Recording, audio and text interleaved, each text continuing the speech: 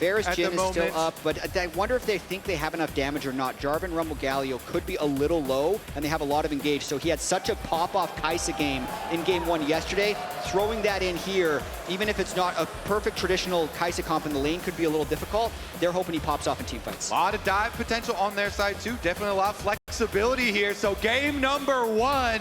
Drafts are done here, and it feels pretty good on both sides. Both of them have very clear ways to play the game out. Well, with that said, if both teams got what they wanted, I'll change the question that I normally ask then. Instead of who do you think won the draft, I'll ask both of you gentlemen, which side would you rather be playing from here?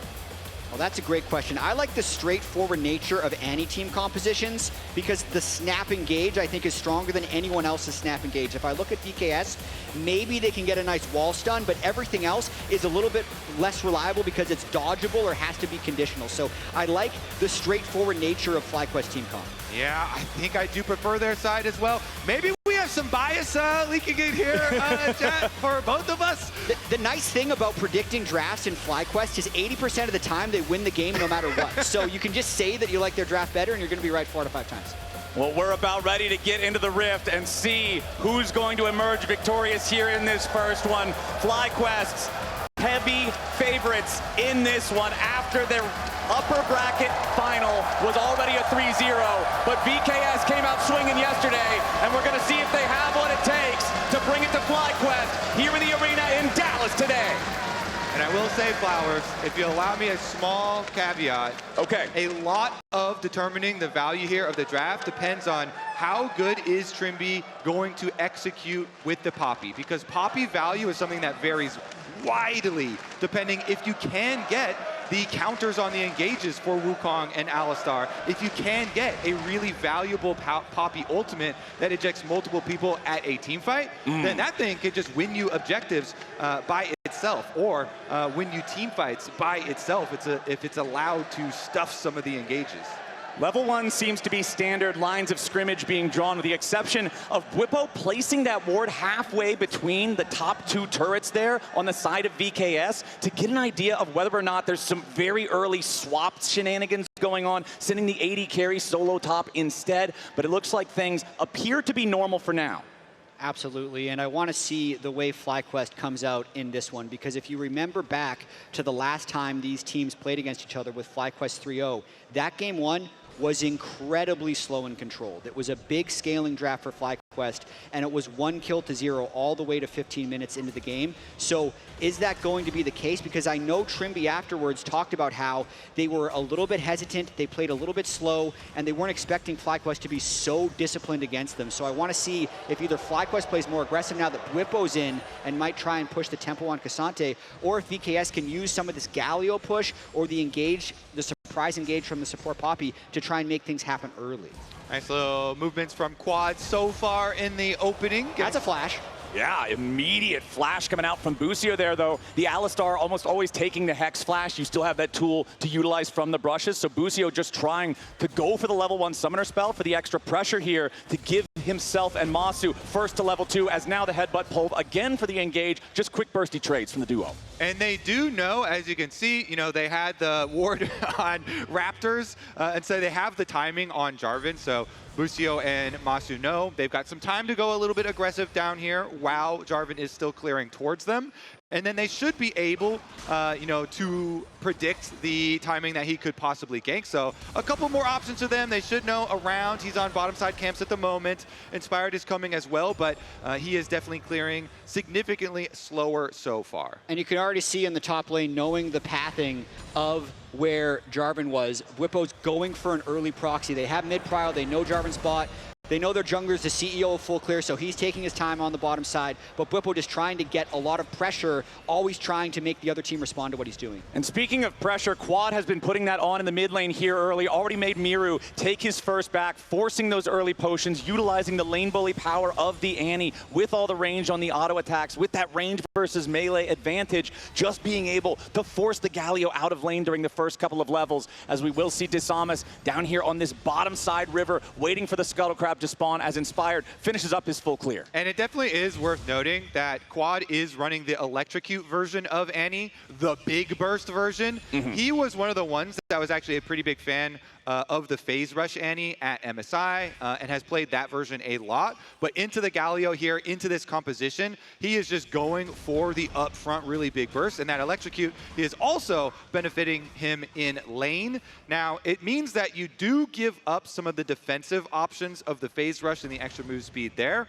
But it means you have to be very good with when you time your shield and your own self-speed burst. Meanwhile, bottom side still remains fun down here. Yeah, you could see the Hex Flash from the brush from Busio, but immediately Trimby's steadfast presence stops the follow-up for the rest to be engaged. Nice stun, though. Busio and Masu make sure they stick around long enough to get the extended trade, but Morteos doing a good job firing back into Busio as both supports are reduced down to about 400 HP. You can see early on, FlyQuest is playing very aggressively in all 3 lanes. There was a bit of a strange jungle path from Inspired early. He actually did blue to Wolves to Gromp, so that's why his Wolf camp just respawned, and now he's going to Gromp. That delayed his full clear, made it so he couldn't contest the bottom crab and ended up going for the top crab. He's still the same number of camps. He was probably just guarding against some type of surprise Jarvan engage. So Inspired's playing kind of the conservative early game with the Wukong and trusting his lanes to be able to get their advantage on their own, which they're doing. Yeah, speaking of those advantages, it is a pretty big advantage up here in the top lane, specifically 2 waves for Bwipo's Cassante over Bawal's Rumble. And there is, of course, more minions to pick up for Bawal, but that wave continues to be shoved in as the trading remains aggressive here in the mid lane. Miru getting that wave shoved up now with the Galio, that powerful wave push that you all were talking about earlier. As he gets those levels, the Winds of War in the passive allowing him to clear the waves very, very swiftly, but still no junglers being able to get involved in the lanes just yet. The only summoner spells we've really seen spent are the teleport there from Miru for his early back, where he purchased the Dark Seal, has taken his second recall now, grabbing a Null Magic Mantle and the Tier 1 boots. And then bottom lane, just Busio using the aggressive Flash level 1. Summoner Spellbook, of course, on both of these supports, so cycling those summoners becomes more and more advantageous. So far this game, FlyQuest have done a very good job of tracking the Jarvan, tracking Desamas. Now, though, they have a bit of a support roam timer, so Trimby was mid and has backed off at the moment, since Quad is actually positioning quite nicely in the very center of mid lane, up by his tower. There's no real opening for VKS, and Desamas is spending a significant amount of time waiting here for the opportunity. We will see if patience is a virtue this time around. Drops the Tibbers just for a bunch of damage here and to help clear the wave for Quad and getting a pretty big chunk onto Galio. Now, though, the crab popping up makes things spicy because Inspired just came from base. And it's a little interesting because the Rumble has teleport, whereas Bwipo, he'd used it to get back to lane. So FlyQuest needs to be a little bit cautious about going in here. As long as Bwipo has eyes, they can go for play. Tibbers sees Desamas, and Busio jumps through the wall. Desamas losing the flash there on the Jarvan is pretty important because now he's already 2/3 of the way to level 6, and he won't have flash available for the Cataclysm combo. Inspired also smiting away the Scuttle Crab down here in this bottom side river encounter means Wukong is first to level 6. Yeah, 2 full clears, plus the next spawn of the crab gives you level 6, so he beats the Jarvan to level 6. That'll stop VKS from trying to force the dragon on this timer, so FlyQuest is probably just going to go back to standard lanes and clearing the jungle.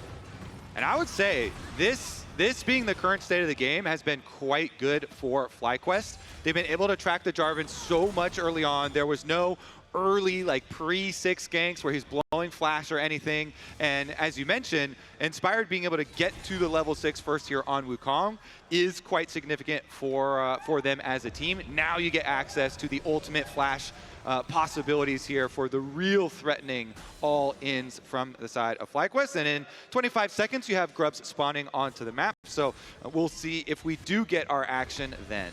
Exactly. 25 seconds till the Grubs.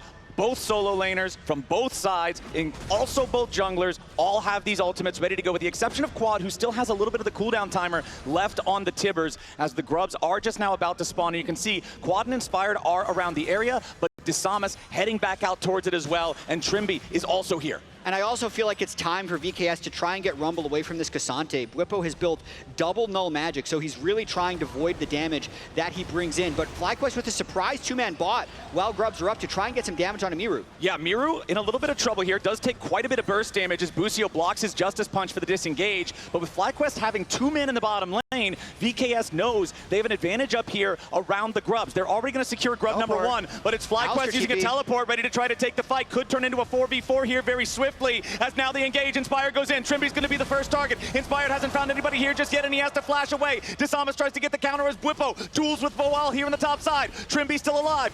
FlyQuest backing away. Bwipo's getting burned. The grub still being taken by VKS. They've already found the first 2, and FlyQuest's attempt to stop it fails. Vivo Cade Stars first objective, all 3 grubs. Secured for them.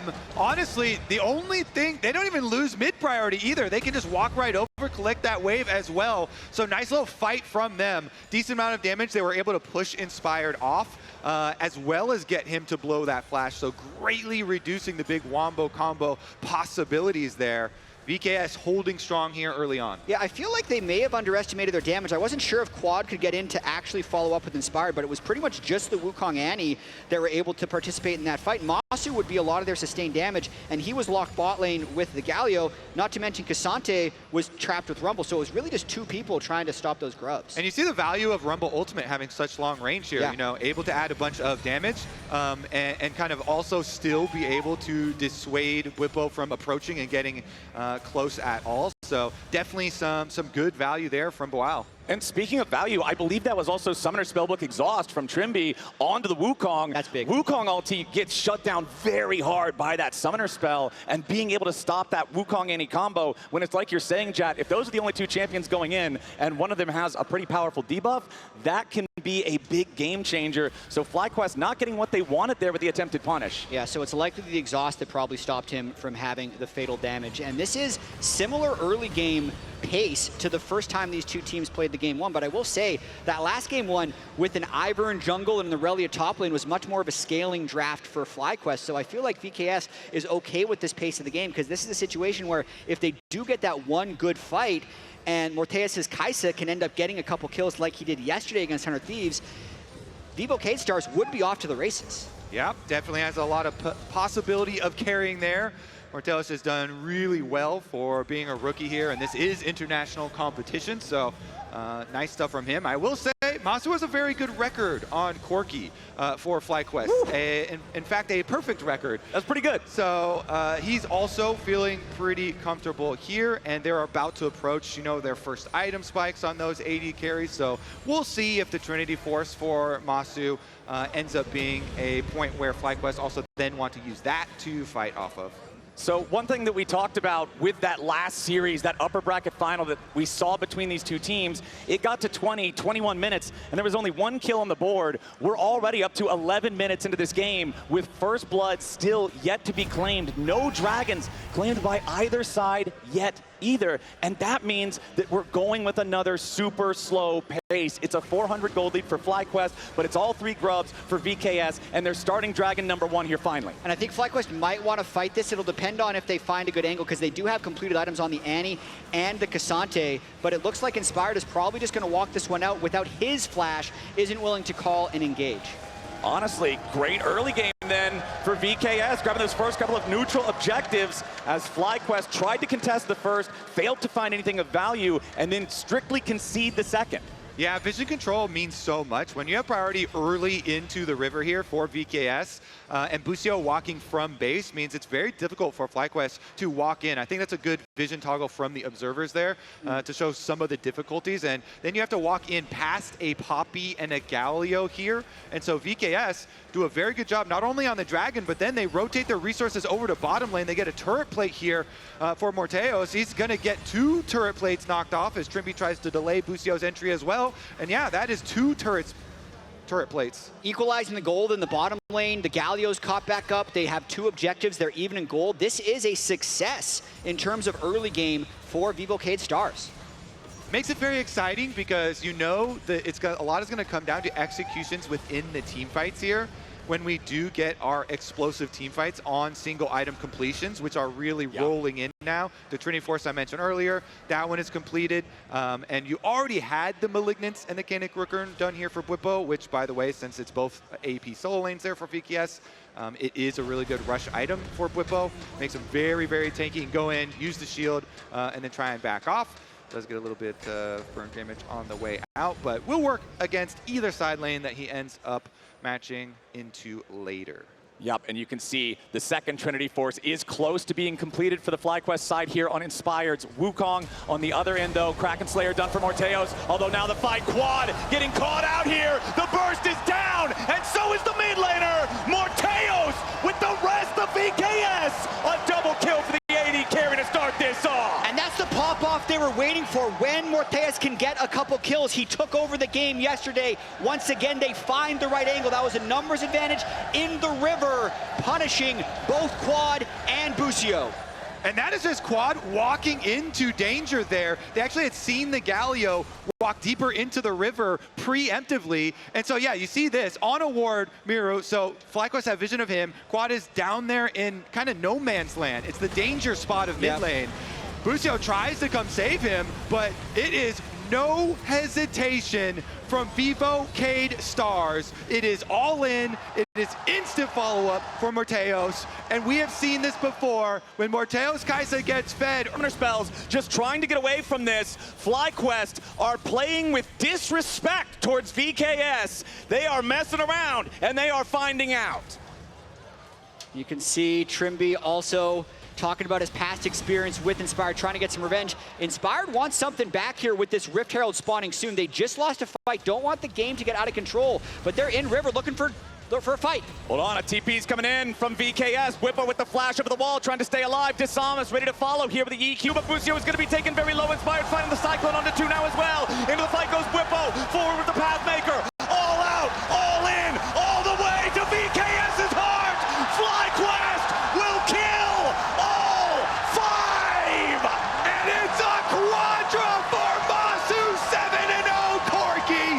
It's looking good for FlyQuest. The teleports chat really came up huge in this team fight. Just when you thought FlyQuest was in danger, they punch back. That they could chase them all down, and it makes it so easy here for Masu to clean them up. The Corki is just rattling off kills there on 2-item power spike, and we're right back to the action, right back to live. That just explodes Flowers into a 3,000 gold lead for FlyQuest. A 3,000 gold lead, plus feats of warfare first, despite VKS getting the first 2 kills, and the first turret going to FlyQuest. It's completed feats of warfare empowered boots on top of the 3K gold lead. That was a huge pendulum swing for Fly. Absolutely, just like that, they're in control of the game. And that's how it always ends up feeling with these FlyQuest games, with their ability to capitalize. But now, VKS going for a flashless Corki. Yeah, Masu's in danger. He already tried to use the Valkyrie, but Busio's here to save the day. Morteos is going to be killed first, but it's AD carry for AD carry.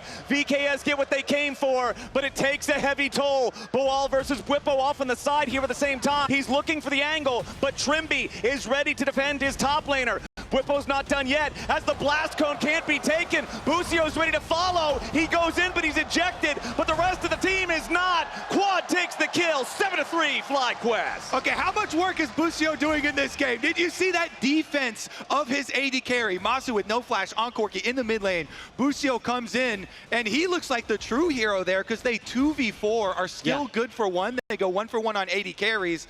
And on the Cassante, he's found a way to consistently lock himself against this Rumble, but even if he's against the Galio, he's in a good position with that huge early magic resist stack. As long as he's not in a team fight against the Kai'Sa, he's nearly unkillable in these 1v1 scenarios. You could see once Trimby came over, even if it was 2v1, Whippo is still pushing them both back. Yeah, and Busio really liked the performance we've seen. Now, all the supports have been rushing this particular redemption item, and even the gauges or get big poppy ultimates on ejecting people. And so far, it does seem like Busio has the support advantage so far. See if he can keep that one going. He did get a decent amount of very deep wards here through the red quadrant to set up some plays for FlyQuest. See if they can catch anyone in transition. I mean, Busio has just had an amazing split, honestly. Like, this guy has leveled up so much. He was already a good support coming into the year. We remember the near victory against Gen G at Worlds last year, but throughout all of 2025, he's leveled up a ton, and he's really just putting on a support showcase here in this first game. Yeah, and that's why I wanted to emphasize it. He's got 100% kill participation. His only death was a good support death where he valiantly protects, AD carry. Well, actually, he was trying to protect Quad in the death, actually. Yeah. That was the one where Quad was caught in mid lane in no man's land. I mean, all deaths are valiant when you think about it. He's trying to defend his teammates. Well, I've seen a couple listen- solo queue ones. Flowers. Speaking of valiant deaths, Otacon 5 seconds. Oh, okay. So it's coming up. The last time these two teams played, VKS tried to make an early play before Otacon, going for a fight in the bottom lane. It backfired. That's when FlyQuest really got control of the game. But now it's FlyQuest with the upper hand. So Vivo Cade Stars towards this Otacon to start the fight. They already have that bot lane turret on 1/3 health, so they're going to be looking to take control of this area and probably find a fight. I absolutely love how we already just get cheers from the crowd when Otacon spawns, because they know this objective causes action. It causes blood. Ever since this thing was put into the game, it has been the site, for so many games being determined. I think that teams have gotten a lot better at controlling their setups. Fully complete that second item, and I feel like whoever can try to hit those power spikes first might be the ones picking the fight. As Miru jumps out of the brush, going in after Quad, but Inspired is here to try to back up his mid laner, and it looks like nothing else is going to happen there. Just a chunk on the Quad and a force of the Tibbers. Yeah, and I also think another thing in this game is just the experience advantage for FlyQuest. We have Whippo as the richest man in the game in terms of experience, but then Inspired, Quad are both ahead of Desamas and Morteus. So yes, they have the Goldie, but they also have an experience. AS can eliminate him early, they've got a great chance. If they don't, his damage is absolutely insane. And with Flash Barrier, he's got a lot of outplay potential as well in these fights. There's Summoner spells up for everyone, though. The one thing they don't have on the side of FlyQuest is a way out of a Jarvan Poppy perfectly timed wall stun, whereas Morteus would have the cleanse. But FlyQuest, it's smart to start the Dragon here rather than the Otacon because it's a much safer objective. And they already, you can see they did their early work getting vision, getting here super early on, so all of the approach angles are lit up. And VKS know it is way too risky for them to even go mess around contesting that dragon. It is just dragon number 2 and a chem dragon at that, so not a tremendous amount of value there. They do not want to risk throwing any more money towards the side of FlyQuest either.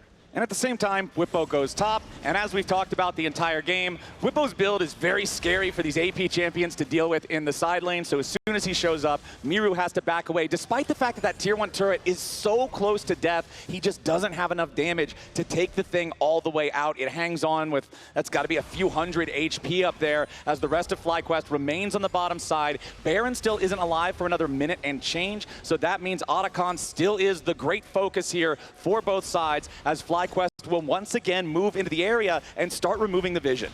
I think one of the biggest differences here that we're going to see may be the difference in front lines. Whippo here is a pure tank Cassante on the front. Busio has very good positioning super far up. They're trying to go fast. Yeah, they're trying to just force take down the tier 1 turret, and they will find it. Otacon's still a little bit angry, making his way into the bottom lane, but now the fight breaks out. Busio goes in for the engage onto Trimby. The hero's entrance follows up, but it's not going to matter. The Poppy's already down. Busio's still alive, and FlyQuest pushes forward. Whippo goes all out. He's in the middle of 3, but he is not done. He finds the knockback onto the wall, and it's 2 kills over to FlyQuest. 3 kills over to FlyQuest, and they want even more. Busio finally dies as Inspired continues the chase. Morteus wants to get one back with the Acathian Rain, but the only thing falling are VKS bodies. Masu's on a killing spree, and FlyQuest gets so many. And I think it's on perfect display there. The difference in front lines. Busio just goes straight in and a really nice path up by Gromp.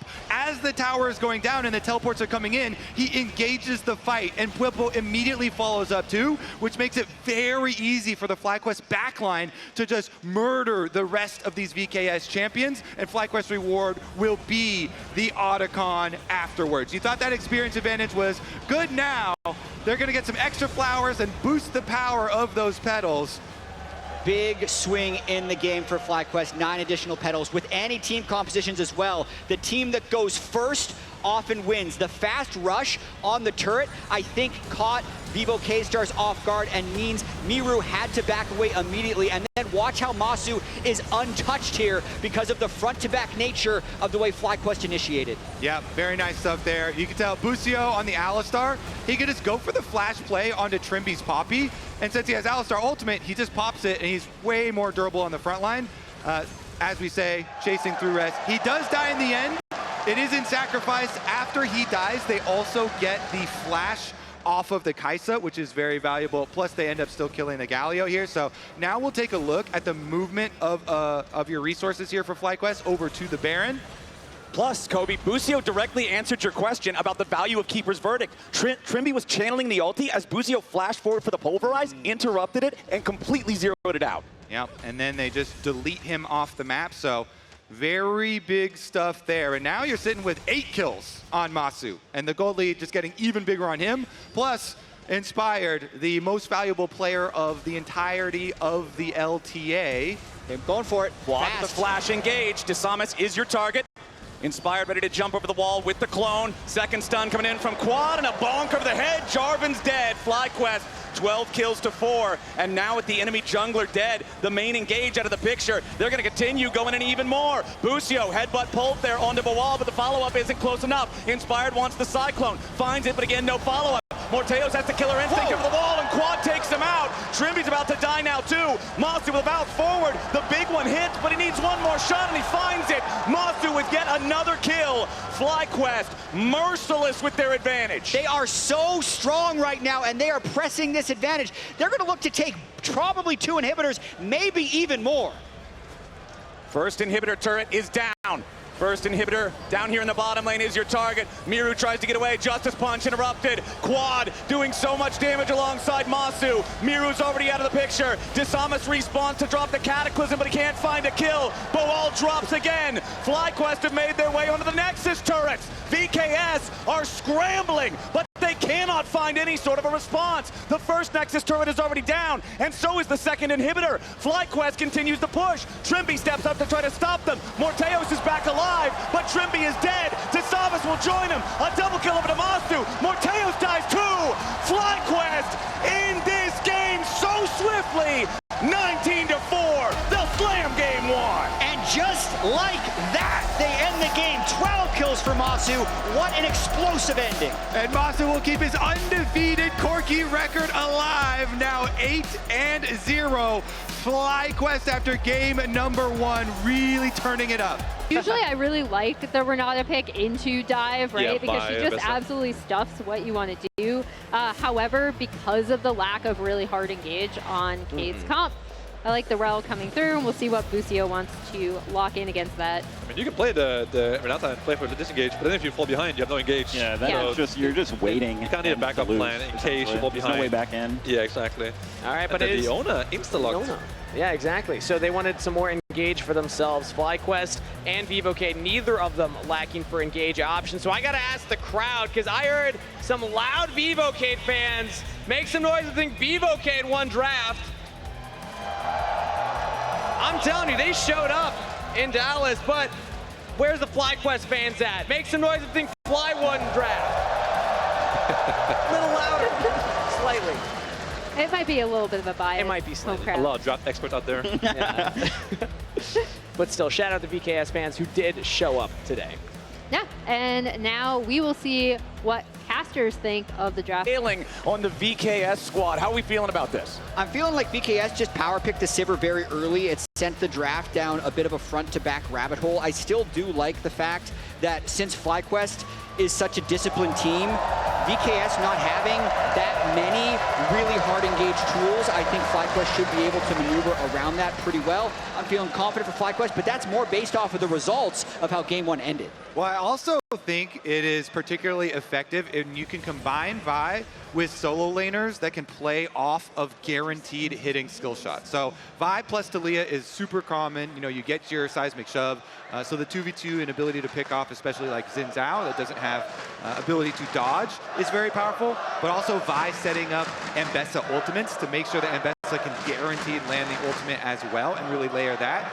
Also super powerful 2v2s for FlyQuest.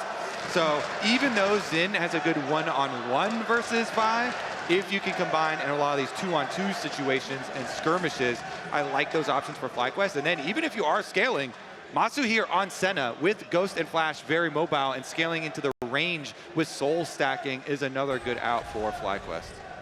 All right, level 1, we are getting even less contact than a line of scrimmage. Everybody's kind of just hanging out on their own sides of the map here. As you can see, highest win percent in 2025 for domestic play. That's FlyQuest, man. 80.6% of their games have been wins. Next closest is still about 4% behind them, CFO, and then Gen G behind that. And one of the challenges when you actually win that higher percentage of your games is staying challenged and finding new ways to improve and not becoming complacent. It's something that Busio in particular has talked about in a lot of interviews, just trying to make sure they're always on the lookout for upsets and they're always trying in every single scrim to be better. So far, they've been able to pull it off, but you never know. And Trimby trying to jump forward there with the crash down, put on some early pressure, but the trade goes FlyQuest way. Yeah, and these are pretty good for FlyQuest because they've got a good sustain advantage with the Senna and fleet footwork here for Masu. And so they can heal right back up after. Level 2 comes in pretty big. Pretty spicy. Yeah, it was Whippo who hit it first, but while hitting it right after means that he still ends up winning out in the trade as Whippo wants to continue scrapping back and forth. Both of these champions have the ability to just spam those abilities out whenever the cooldowns are off, so I expect a lot of trading up here in the top lane. Level 2 now for the bottom lane duos, as well as Trimby is forced to crash down defensively to get away from Busio. I mean, this lane can get out of hand very quickly, especially because both champions have such dodgeable skill shots that are crucial in whether or not you can win an all-in. So you can get yourself trapped in a pretty tough situation if you're looking to play aggressive. I feel like either one of these could quickly turn into an all-in from either side. Whippo continuing to slash and dash around as Morteos and Trimby still have to push here in bottom lane. And this little timer for Whippo is very important because the big difference in top lane is often jungles. And jungles are pathing to opposite sides. So Desamis and Xin are going to be up on the top side of the map. Go out getting a nice little chunk there. Whippo really wants to get this wave in before recalling. He has a good ward in the river. Gets the cannon, that's probably enough, especially with the number of minions it would push back to him over time if he wants to reset, but he's just trying to stay in experience range now. Okay, he will stay there for the time being. Desamis making his way up. Just to the Scuttle Crab, though. There is that ward that'll spot him out if he tries to make his way all the way into the top lane. This is... Come on! That's a crazy question. Super early, too. The question is, do you want to win that so that you're ahead at that point and then you just don't throw? Oh. Yep, Center Root finds Trimby, but you can immediately, easily buffer through it there with a crash down. So no play to be found as Inspired looks towards the bottom lane. But now here on the top side, Desamis thinking about maybe a turret dive onto Whippo here. Dives in, goes for the audacious charge. Whippo with a flash away. Desamis down to 200 HP, but while having to leave now as well, Whippo fights off the dive himself. Stays alive, but it costs his flash. Nice outplay by Whippo there. I want to see what Inspired does with his tempo now, though, because Desamis stayed about 30 seconds longer. Inspired already back on the map. So nice job by Whippo surviving that dive with ease. Yeah, and they also leave behind a ward on Krugs too, so they're going to be alerted to the exact timing of Inspired's second clear on Vi for top down. And when you have that early information, then you can kind of extrapolate the jungle path downwards and really keep track of him even as he approaches the level 6. Well, 67% of fans said that FlyQuest would throw at Otacon, so that means 67% of fans think that FlyQuest are going to win the first 20 minutes of the game. Yeah, and I disagree. You can't throw from behind. I disagree that they'll throw at Otacon, man. This team is so disciplined. 40-1 went ahead in gold at 14 minutes, and it's still a pretty good win rate when behind at 14 minutes as well. Happens when you win 80% of your games domestically. I mean, technically, game number 1, they were behind at 14 minutes, and then immediately at 15 minutes, they swung the game by 3,000 gold, getting an ace at the Rift Herald because they found that exact team fight they were looking for. And in this game, again, we already talked about it for VKS. They are very limited on engage mechanisms. It's kind of got to be the Trimby show versus Leona and Vi and Ambessa all being able to find angles on the FlyQuest side. So here's a really interesting timing window to look at because we've got support roam timers here as they go for their recalls. Currently, Trimby is just heading right back out to the bottom side as well, but Whippo without flash on top lane, does have the re-clear of Xin to worry about, so he knows the jungle is going to be on the opposite side once again since Inspired cleared top down.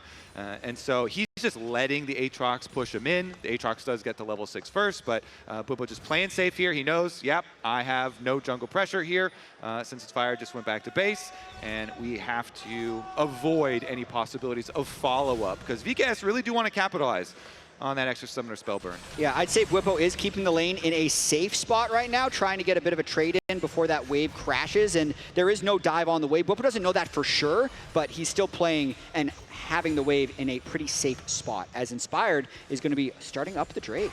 Yeah, this is a much earlier Drake. Remember in game number 1, the first Drake didn't happen until about 11 minutes in. It was very, very slow. This time around, happening very rapidly, 6.5 minutes into the game, as the bottom lane duo of Masu and Busio just keeps Morteos and Trimby busy. Desamas is in the area, but he's here too late because the Drake is already secured by Inspired and Quad working together, and Trimby and Desamas can't even catch up to Busio in time to try to force out a summoner spell. It is way earlier, but that's also because of the champion Inspired's playing. Vi just excels at killing Drake early, not to mention he had that extra time over the Xin Zhao because of the dive that was attempted top lane. So that's essentially the cost, to me, of that dive that was attempted top on a Bwipo.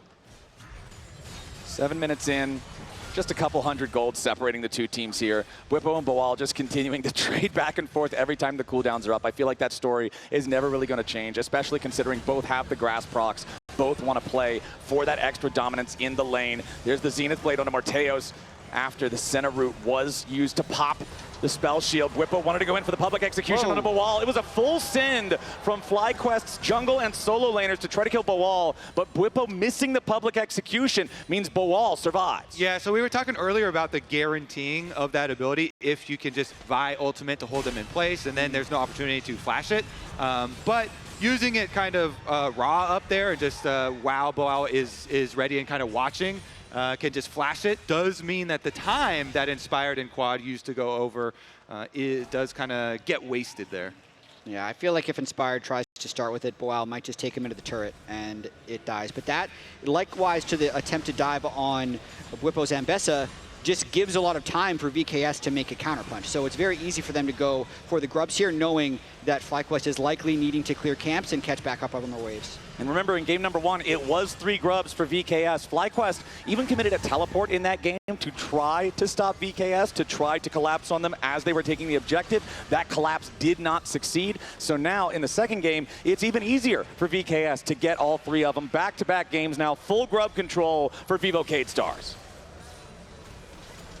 I think the grubs are an okay objective, but it's something that I see FlyQuest give up probably more than any other top team as they go for some poke onto Trimby, mainly because if they're confident in their game state anyway, and the other team isn't reaching the turret, who cares, in a sense, if it's not giving them additional turret damage? So I see FlyQuest sacrifice that objective very frequently. I mean, grubs are a down payment objective, right? Taking them, sure, it gives you a handful of gold from killing them, but it's really all about the extra power that you're saying in taking turret plates, in getting turret push, in being able to side lane more effectively. So as long as you're saying that's never going to pay dividends, you're fine giving it away in exchange for dragons or pressure on the other side of the map or whatever that might be. The next dragon, of course, not spawning for another 2 minutes or so. So we won't really have any fights that need to be forced just yet, but that doesn't mean we won't get any fights anyway. I mean, we're probably getting a lane gank from Inspired at the moment, since he has full camps already cleared, and so you can try and continue to punish this no flash Aatrox, where on the previous ultimate from Bwipo, they're able to blow that cooldown,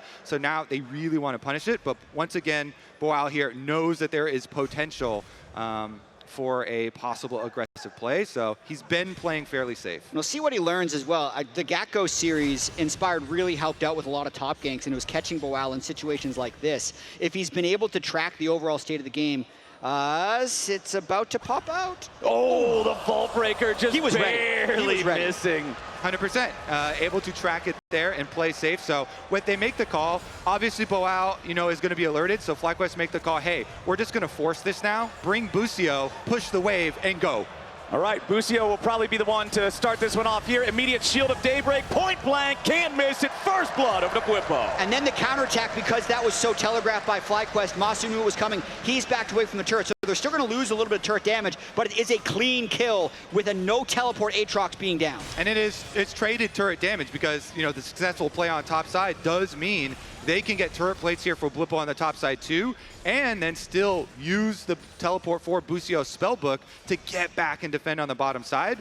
And as you said, Masu's able to pull off early. He knows he's on the weak side since FlyQuest are the ones starting the play onto top side, and he's able to back off and not give over much counterplay there for VKS. Yeah, such a nice play. The only fear here is that Mortheus' Sivir is getting a little bit more fed already with the Cull Sivir, able to power clear these waves and only having 2 plates on the bottom lane. So they got to pull that play off once. If they do it again, I think it would be a little bit too much, as the Sivir is now the really only one on the team with a gold lead for VKS.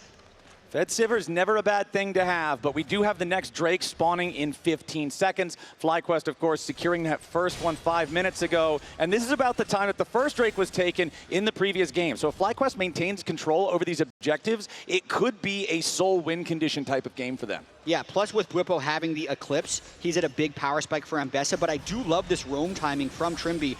With the Eclipse item advantage, you're expecting Bwipo to go aggressive, and they're looking to punish him. Okay, Bwipo steps forward there. Trimby goes for the crash down. Bwipo, public execution to try to buffer through some of this, but doesn't get a whole lot of value out of it. Trimby using the summoner spell Exhaust for a little bit more power here in the trade, but honestly, Bwipo just scraps to about half his HP and backs away.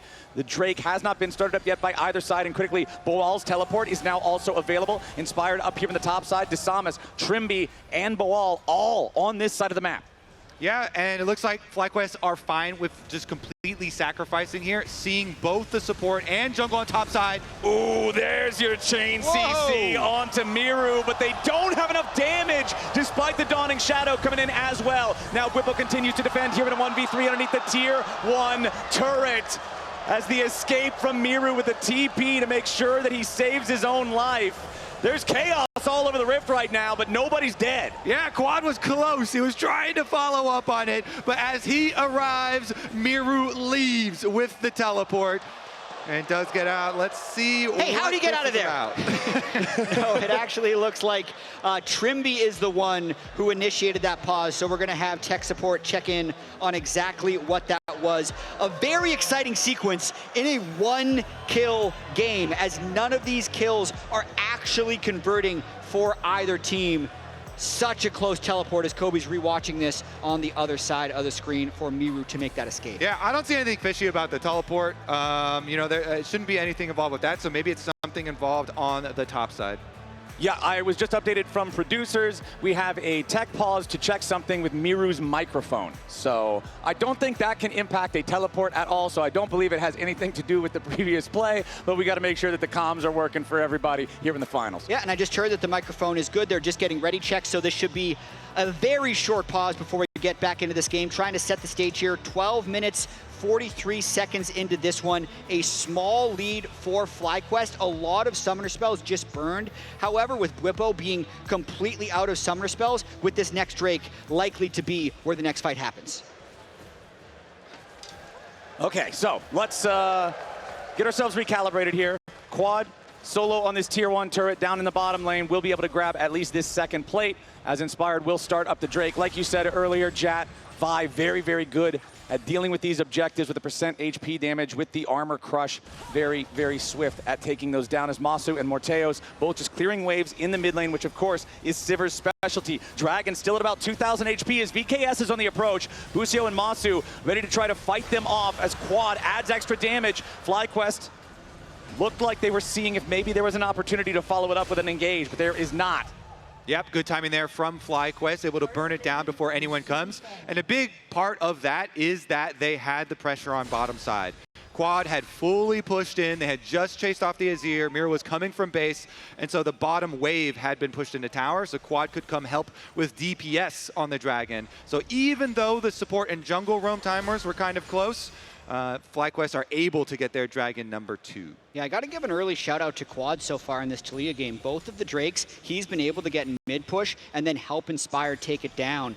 He had a couple of rough Taliyah games towards the end of Split 3 where he'd start the game 0-4 or 0-5 before eventually winning, mainly because FlyQuest was winning everywhere else. He's also the only player on FlyQuest who didn't get first team All-Pro, so definitely something to prove in these clutch moments. Azir, one of the top picks and top choices for VKS, also heavily denied by FlyQuest, so having the ability to give that over and still have a good performance on Taliyah is important for FlyQuest.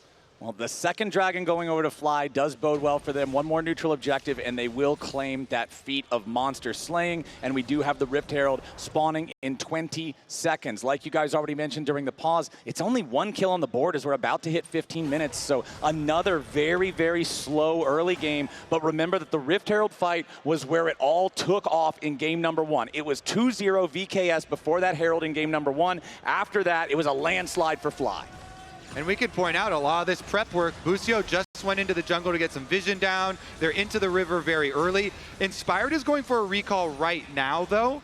So his timer is going to be coming straight from base. Let's see if he's able to pick up much. All right, so Steel Caps and the Ruby Crystal here. That is a lot more durability this early on into the game. It is, but this is another situation where we have Quad in the bottom lane, so I feel like FlyQuest is going to wait for VKS to pull it, and they're the ones forcing the tempo on this play. And if they want to fight, that's when Quad's going to be teleporting in and looking for a play. Meanwhile, Bwipo and Boal trading as they're on the top side of this skirmish. Boal loses out on the trade, but does have the honey fruits to eat to heal back up a little bit. Quad takes the bottom lane turret down below that final plate as FlyQuest are watching VKS take the Herald, and they're just deciding, okay, you can take the Herald. We're going to get the first turret down here in the bottom lane instead. So now it's 2 neutral objectives to 2, but it's first turret over to FlyQuest in the bottom lane. Exactly, but I also loved how they kept VKS uncertain. Quad finished the wave, went into Fog of War, so that VKS had to keep 5 people committed. So FlyQuest is getting small advantages in every lane, while VKS was able to pick up that Rift Herald. Yeah, they take the guaranteed tower now for kind of the delayed Rift Herald possibility of knocking one down, which, you know, it would one-shot stuff like the topside tower and heavily damage the mid tower. We'll see as well about the follow-up for the feats, because that does give another objective. And 3 people top here for VKS. Busio's in there to watch as the tower does go down, though. Yeah, 3 grubs. You don't even need to use the Herald when it's that low on HP. Azir walking up with an Asher's Tooth, it's going to melt pretty quickly. So, getting the first tower in the trade for FlyQuest, we will see if they can then capitalize on either 2 more kills or, you know, the following dragon here to actually get to that feats and make use of the first tower going down, or if VKS is able to actually win that team fight. Again, one of the biggest determining factors here in these dragon fights is early access to the river, getting vision here on this brush, and they go for it. Ooh, nice Zenith Blade over the wall there from Busio, trying to combo onto Trimby, who wants to escape with all of his spells used defensively, but he cannot make the distance. FlyQuest spent a lot to get it, though, as VKS wants a counterpunch, but they're too slow to the fight, and FlyQuest disengages. Preparation is key, Flowers. They get there early, and they're able to punish as Trimby is going for his wards while FlyQuest are already at the objective. Now, let's see about the follow-up. Inspired still does have his Vi ultimate, so they could go for a combo play. I feel like Trimby might have been a little slow on his Mikhails there, but that's a nice pick there by FlyQuest, still trying to catch this wave. They've done a lot of nice shadowing as VKS has crashed the waves. Something about FlyQuest is one of the reasons teams don't make plays against them is they're anticipating so many of the moves. So anytime they'd want to dive Bwipo, Busio's right there or Inspired's right there, and that's what we saw with the Talia as well. So it's difficult for Trimby to find these picks. I think one of the silver linings about Trimby dying, though, is that he did keep both summoner spells if he wants to now look for a fight around this next raid. Say also, generally, when you're going for wards like that, very, very necessary to keep your jungler close by. Because if you're just a solo support going for that, you can like try and hop away, but you know, clearly FlyQuest able to make their pick and punish it. Now though, he's back and alive. Oh, good damage by Masu. Yeah, Masu with the static shiv on the Senna makes both the trading patterns and the farming patterns a lot nicer. Bwipo versus Boal up here on the top side. It is Bwipo on lower HP, but you can never underestimate Ambessa with that Eclipse, as the next dragon is about ready to spawn here in the bottom river, live right now. Already 2 drakes to nothing for FlyQuest. This drake will determine who gets the feat of monster slaying. If it's FlyQuest, they'll also secure the boots on top of it. Okay, so Herald's going to get popped down in mid. They're going to try and push mid priority first here. Busio's ult is back up and available for FlyQuest.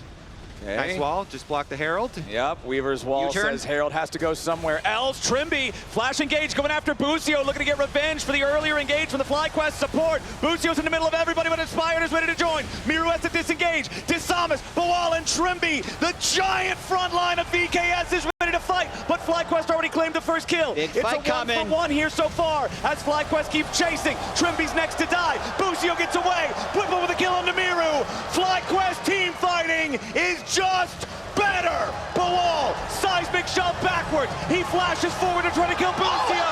Try as he might, he'll only die. FlyQuest, 4 for 1. And Busio lives. They try and catch the other support in the jungle. He evades VKS, and then look at the re-engage he goes for, immediately flashing out after the E hits. Busio is my MVP right here. Watch the way he plays this fight. Another thing to track early on is everything gets absorbed by Busio, and Morteus is the one that gets sectioned off by this teleport. So even though the original dive in the middle there doesn't get the execute onto the Azir, because they kill the Sivir, they're still stronger for the re-engage. And once this happens, all eyes on Busio. He's at the top of the screen. You think you're gonna one-shot him when he ease in like this. The instant flash over the wall so no follow-up can happen, making it so everyone else can fly in on the CC he provided. And then the finale goes back in again. Yeah, why not just go back in? Gets a flash out of Aatrox, you know? Another little bit of a bait right there. Aatrox ends up using another summoner spell on top of it, and you can tell with the reactions here how big that was. Another really key factor, of course, there is that Morteus, the Sivir, in the river with all the rest of VKS kind of chasing into the jungle. The Sivir alone with just Whippo and Masu next to him just gets deleted with barely getting any work done there. So FlyQuest really kind of pulling them apart. Yeah, winning the fight gives them feats of strength. They get the Warfare as well as first turret, but they're going for Whippo. Maybe if they get it, they can get the Otacon as well. Yeah, Whippo's the target. Wanted to use public execution there to try to buffer through some of the CC. Doesn't get a whole lot of value out of that. Now Desamas trying to do the last little bit of damage. Dawning Shadow keeps Whippo alive long enough to make it a 1-for-1. Masu from across the map with the assist, as now Busio, Quad, and Miru are all getting involved. A 2v2 ready to go as Busio stuck here on the front line. Remember, his redemption was already used. Busio's about to drop. Masu and Inspire trying to get away from Morteus and Trimby. Busio staying alive somehow yet again. FlyQuest out-kiting to stay alive as Desamas and Whippo trade 1-for-1. And one of the differences in this series has been when a play goes bad for a team, how bad does it go? Because the previous fight was FlyQuest cleaning up for 5 kills. This last fight was a bad play. It's the team that had an advantage getting 1-for-1, but it could have been so much worse. Quad lost the 2v2 on the top line.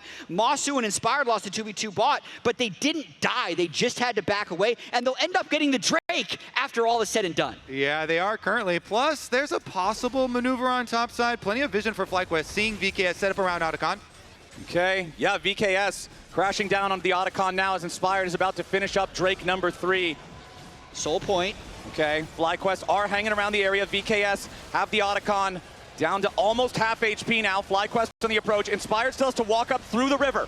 That poll, 33% of people thought VKS would throw. Let's see if it's true. Inspired versus Bilal down on the bottom side of the river, while Trimby tries to engage up here on the top side, 4v4. Desamas going to be your first target. Tries to get away here with his Xin Zhao ulti, but he's already killed. Morteus about to die second. Masu doesn't have the range to take him out just yet as Inspired. Looking to maybe cut him off, but Bilal saves the rest of his team. The Otacon stayed aggroed. FlyQuest has their jungler. The Otacon is served on a silver platter to FlyQuest. So FlyQuest does not throw at Otacon. They just emphatically put their stamp on this game.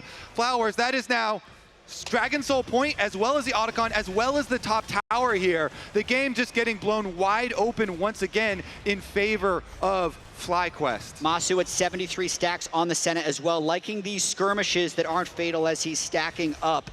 Whippo is, again, so strong in this game as 5-1 Ambessa. And earlier, Jat, you pointed out that Quad was the only member of FlyQuest to not win first team All-Pro in the North, that he was someone who had something to prove, that he had had a lot of rough games on this Taliyah. He is the highest individual gold lead in this game by a few hundred on his Taliyah, 2-0-2 on the scoreline. Seraphs, Leandri's Torment, upgraded Sorcerer's Shoes. This guy has been critical to their success here in the second game. And honestly, since he joined the team, they win the summer split last year. They win split 2. They win split 3. And they're very close to going up 2-0 in the LTA championship with Quad. For as much as he might struggle in some individual games and is overshadowed by the rest of the team, this guy just wins. Let's see what VKS can try and do about it, because their backs are getting pushed against the wall yet again. You know, after the previous 3-0 series that they had versus FlyQuest, they said really lit a fire under them. They want to be able to show that they can take a game from FlyQuest. See if they can turn this one around. It's obviously going to be very difficult with Dragon approaching very quickly here. Only 2 minutes and 40 seconds left on that clock. Yeah, early Dragon Soul, that's what happens when Inspired's able to take that first Drake at 6 minutes. So this is another thing about the discipline of FlyQuest as they're trying to get a fight onto Busio. Busio with a defensive solar flare onto Desamas, immediately followed up by Quad's seismic shove into the unraveled earth. Means the VKS jungler is knocked down to half HP. He still has his Crescent Guard, but he was forced to use his flash to try to get away. Morteos also forced to use On the Hunt to get the extra little bit of speed to make sure that he doesn't get caught out there. So a couple of critical ultimates down now for the side of VKS. Inspired and Bwipo in the enemy jungle. Wanted to steal away the red buff. Desama's going to be your target. Whoa. He's taken out by Bwipo. Morteos the next target as FlyQuest dives in. The Siver's under a lot of pressure. It's a double kill over to Bwipo's Ambessa. Miru rooted up. Bwipo wants a third, but he can't quite find the damage. He's exhausted. He wants to get away, but he does get shut down. Boal making something happen back for VKS, but still a 2-for-1 for FlyQuest. Big play by Bwipo and Inspired. Just a little bit of an overreach at the very end, but still overall very strong, getting so many flashes out of VKS. Not only do they kill the Sivir, they burn both the Barrier and Flash, which will not be up for the Soul fight. Yeah, I mean, they do get their red buff there. Desamas is able to get the post 25-minute red buff secure, which is pretty big, since it does go to everybody on your team. But they end up giving multiple people's lives, and it gives you a lot of time on the map when people go down this late into the game. You could tell Busio there already using this extra time to go get vision leading up to the Baron, which will be the next area that FlyQuest try and bait over. So they see Inspired go, but they catch Bwipo at the end and actually think they have a chance in this. The Senna air support coming in all these fights has been so crucial, and they instantly fly onto the Sivir in the extended fight. Yeah, I mean, Bwipo on this Ambessa has gone pretty hard. That one was a little much, but the initial one, as you said, double kill was good. Oops. Sorry. See, it's okay to laugh about those. When you're winning so hard, yes, those ones don't feel too bad. 7-2 oops is way better than 0-7 oops. Exactly. Let me say that. 0-7's not as much of an oops. It's more of a head and hands type of, oh no, not again. All right, well, we've got the Dragon Soul coming up, boys. 20 seconds on the clock. VKS know they've got to make a stand, so they're getting here early with the extra vision. Look at flashes. There's only one flash on the side of Vivocade Stars, and it's on the support rel. So whoever FlyQuest jumps on, they're going to look to execute. Keep your eyes on Trimby. Remember, that's the only real engage here for VKS if they want to try to be the ones to strike first. VKS on the rod. Busio goes in. Miru's going to be the target. They can't quite kill him off just yet, but Inspired's going in for the ulti all-in. Miru's already down. Busio's still alive as Morteos is next to fall. The carries on VKS are already down. So is everyone else. Only at the cost of Busio. FlyQuest kill 4. Perfect team fight execution by FlyQuest. We just talked about the lack of flashes, and who were the first two people to die? The Azir and the Sivir, the two carries. Watch how FlyQuest do this perfectly. Exactly, the targeting here. Initially, they go on the Azir. Look how long that Vi ultimate is. Inspired's able to follow Miru here as he tries to disengage, and then the Sivir deleted up in the river with the other side, and Bwipo tearing them apart. And once again, it's that Senna air support coming in over the top with the Vi ulti to guarantee the kill onto Miru. And now right after they take the Dragon Soul, they'll take the Baron. 28 minutes in, double super buff for FlyQuest with an 8,500 gold lead. Looking to win their 5th game in a row against Vivocade Stars. Boal trying to maybe get something back, but that's a 3-item Ambessa. He's actually wanting more. Bwipo was ready to take the fight. He missed the public execution. That's the but whole he's team, still Bwipo. going in. That's the whole team. 1 versus 5. Bwipo still wants it. He does not die just yet. FlyQuest coming in. The reinforcements have arrived. Boal down to 1/3 HP. Bwipo could be in a little bit of danger, but Miru doesn't find the right target. He's already dead. And VKS walked like lambs to the slaughter as FlyQuest will purge them all from bottom lane. It's another 4-for-1, and they're marching straight to the base. Yeah, they've got Baron buff flowers. They're gonna go for the end. It's Boal versus the North. And the North is looking ferocious. FlyQuest, they've got another minion wave coming up. They have plenty of health bars, plus a Senna to lead the charge. Only an Aatrox with no ulti has no chance to try to stop this push. Game number 1 was 19-4. Game number 2 is 18-5. FlyQuest are smacking VKS around and not wasting any time doing it. Trimby, Boal, none of them have anything to say as FlyQuest go up 2-0. And both games ended in under 30 minutes. When they get a lead, they are explosively punishing towards Vivocade Stars. Small shout out there to Masu at the end. 17 out of 18 kills he participated in this game. And Lounge, this one is looking dire for the Brazilian squad. How are they gonna bounce back? Yes, it's my turn to talk now. Absolutely, Flowers. Just being able to see how dominant FlyQuest has been. Now, I haven't seen Raz in a little bit, but it is, you know. I don't even know if Raz is here anymore. Yeah. Also, welcome back to LTA Welcome Championship, back. driven by Kia, by the way. But who is this person? Are showing here. Now, your patented question, Flowers, of which side are you favoring? side?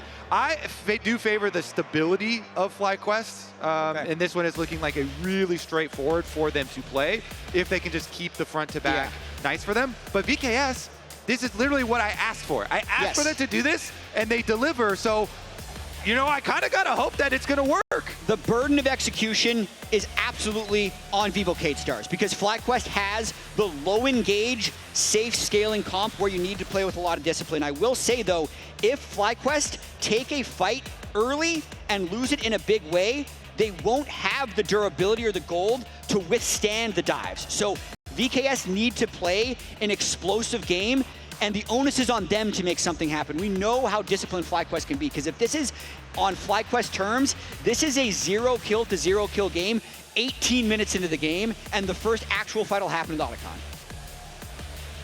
I really hope we get more than a 0 to 0 kill. That's just what FlyQuest has drafted. You show them a dive comp with Nico, Nocturne, Akali that early, and FlyQuest is going to draft to absorb it. Well, they're going to have to play aggressive. They're going to have to play in the face of FlyQuest if Vivocade Stars wants to have a chance to keep this series going. Both games so far have been slow for the first 15 minutes or so, but then FlyQuest gets a big advantage. In game number 1, it was at a massive fight at the Rift Herald. In game number 2, it was at a massive fight at the 3rd Drake, since the first one was taken so early. FlyQuest waits for one of these early mid-game objectives and takes their moment. VKS has to make it scrappy before then. And it starts slow, but it ends fast. And if you're talking about my vote for chat in terms of who should get Finals MVP, right now, Busio is just absolutely dominating. A little bit harder to do that on Karma, but we're gonna see how he looks. Some real big mantra E's to Mega buff everybody shield. up. All right, level 1 doesn't look like we're going to get anything spicier than we've got in the previous 2 games, honestly. Just a little bit of keeping an eye on the other side's jungle. That's about it. And honestly, these are the types of games that FlyQuest really do like to play and find comfort in. So I'm glad that VKS are giving us the possible action here and, you know, like excitement of big Nico, Akali, Nocturne plays. But it is going to be super hard because it's into the FlyQuest comfort zone. Okay, so early on here, Boal finding some nice little auto attacks into Bwipo, wanting to ward out that brush, make sure Bwipo can't use that to stay closer range to the mini Gnar. Who should get Finals MVP? It's Busio with 44%, Bwipo with 41%, everybody else also on the board. Yeah, everybody else is also still in there. the game. They are there. Something to note about, well, I wanted to talk about the top lane matchup, but hold on. This is going to trade pretty heavily. Yeah, Quad really Lined up. putting the pressure on Miru here. One more auto attack might take him down, but no, the potion heals Miru up enough that a flash auto from Quad wouldn't get the kill. Yeah, nerves of steel here. Nobody flashing too early. And Quad playing really aggressive because it's a Nocturne jungler as well. So you're almost expecting him to full clear, not to mention he has a ward in that left side river to see what's happening. If there is a way that VKS can start to get an early advantage, it would be through some really aggressive Akali play or through some Gnar versus Renekton top, but Quad is really on point getting these first few waves in. Doing a good job ducking behind those minions as well to avoid the shuriken flip. The damage from that thing is absolutely huge. So as long as you're avoiding those, Miru's never going to find those explosive trades that can really put the pressure on. And so I did want to touch a little bit on Bwipo's Renekton because I did a special interview with him where we put out some content specifically about Renekton and how to lane with this champion. And we talked to him about 30 minutes. But the mid lane is just more exciting. Yeah, Quad just continues to force Miru down to no HP. This guy still sitting on about 100. He's out of potions. He only has his Dorian shield and natural regeneration. Nocturne? I mean, his ward ran out, and Quad wants to get this next wave, and he's low on mana. Nocturne's there in the darkness. Chance. Disamus coming around from the side. He sidesteps the Duskbringer, but the Fear's going to find the target. Disamus goes in for the dive, and it's Miru with first blood thanks to an early gank from his jungler. Fans are treated to Miru Akali, and Miru Akali gets first blood for VKS. That is huge. He'd done the full clear, he killed the crab, and then he stuck around because Quad was probably just so focused on how he was dominating the lane. But while that was happening, knowing there's no Nocturne, the Karma Ezreal push Jhin off a wave and completely deny a wave of turret. Yeah, I mean, I got to look at it from jungler Pop, though, and I'm looking at Quad and saying, hey, this is the most clear and common post-full clear timing to get ganked. And he does fall prey to it. He flashes, but easy for Disamus to still stay in range for the Fear Tether and secure the kill for his Akali. That is the exact place that VKS want their early money. This allows an earlier power spike for Miru. Now that Akali, like level 5, level 6 area where Akali starts trading heavily and then preps for the possibility of going all in for kills with level 6, is going to be a timing window that FlyQuest have to keep in mind, not just Quad, but also like Busio maybe will have to like go defend, around there, or Inspired. And so Akali with flash advantage plus money advantage could be a very dangerous and spicy mid lane. Yeah, absolutely. A Nocturne and Akali, that's been a pair that just fits together for the last 12 years. Back before the LCS, when I was playing on Dignitas, I would not play Nocturne without a dive buddy, and my favorite dive buddy was Akali. The old Akali. Different kit, but same idea. You press R, Akali presses R, and if you're ahead, that person dies. Morteo's about to die down here in the bottom lane as well. Forced to use both summoner spells. Does barely stay alive at about 100 HP. Continues regenerating that health. But this is the pressure of the Ezreal and Karma duo. This is what Busio and Masu have drafted, not just to survive the team fights, but to make sure that this bottom lane is pure misery for VKS. Yeah, just pelting them with poke damage over and over and over again. And that's a lot of minions, Flowers. A lot of minions that Morteos only gets to see from a long way away. He can almost tell what they are. Just about to get back there now within experience range. We'll pick up the last couple of them, but it is a couple hundred gold advantage over for the side of the FlyQuest bot lane. And I actually wonder how much FlyQuest is going to be starting objectives early, knowing that the Akali already has one kill. And I feel like the only way this game gets out of control is if the Akali Nocturne can clean up a fight early. So there's a chance they're just trying to keep waves pushed and delay the taking of these objectives as long as possible. Because Vivo Kate Stars wants to start the Dragon Soul timer early and also get these fights. So everyone's kind of collecting in River now. Oh man, VKS grouped up, ready to maintain control over this Scuttle Crab. Disamus might just grab level 6 off of the crab, and he does. Immediately engages with a paranoia flash over the wall. Is not good enough. VKS, their assassins coming to life and taking the early lead. Nice play for them. They got the level 6 early for Disamus. They got the Scuttle Crab, so Nocturne can follow that flash from Busio, fires off the ultimate, they secure the kill. They already also, we kept on hyping up this mid lane advantage with the Akali being ready with the ultimate and no flash there being on Quad, so it was already gonna be risky for FlyQuest to move in.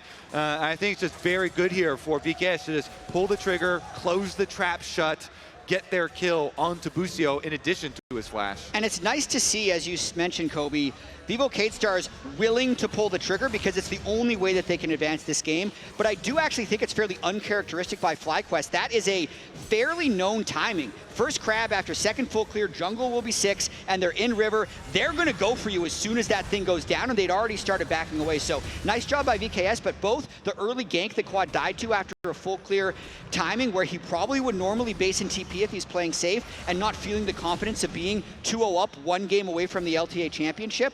I think those are 2 mistakes I'm not used to FlyQuest making. Inspired level 6. Maybe looking for a play up here topside, but no, the wave is just going to shove into Bawal. He's all the way up underneath the turret. Even though he just turned back into mini, it's still a pretty risky gambit to go for. But the grubs are spawning now as we click 8 minutes. Busio just walking right into the brush. You should not be there, but VKS are happy to punish. I love this too, is the early communication. You can see it in the pings from VKS. As soon as they were walking up river there, Busio and Masu, they passed the control ward in the Dragon Pit that gave vision to VKS, and VKS are like, this is perfect. They're walking right into our trap. Once again, they close their trap, they get their kill. Nocturne now with 2 kills to his name. For Disamas Inspired though. Inspired Yeah, looking. Inspired's looking for the Ishtal's impact. He only finds Trimby, and he only gets the impale onto Trimby and his clone. That was not a value ulti out of the Skarner.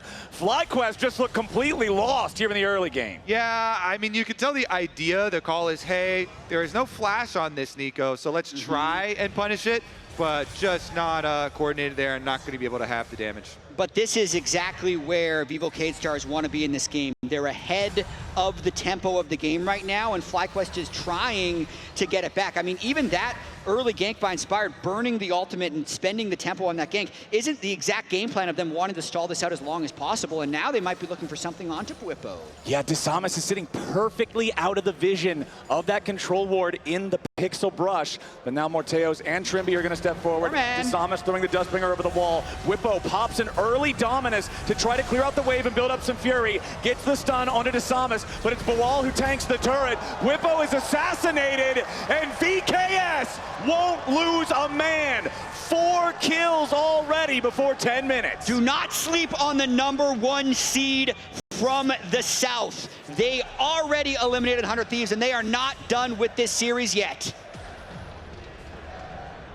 Teleports back out to answer. It is Akali over to mid lane to catch that wave. Quad up to top side to catch his wave as well.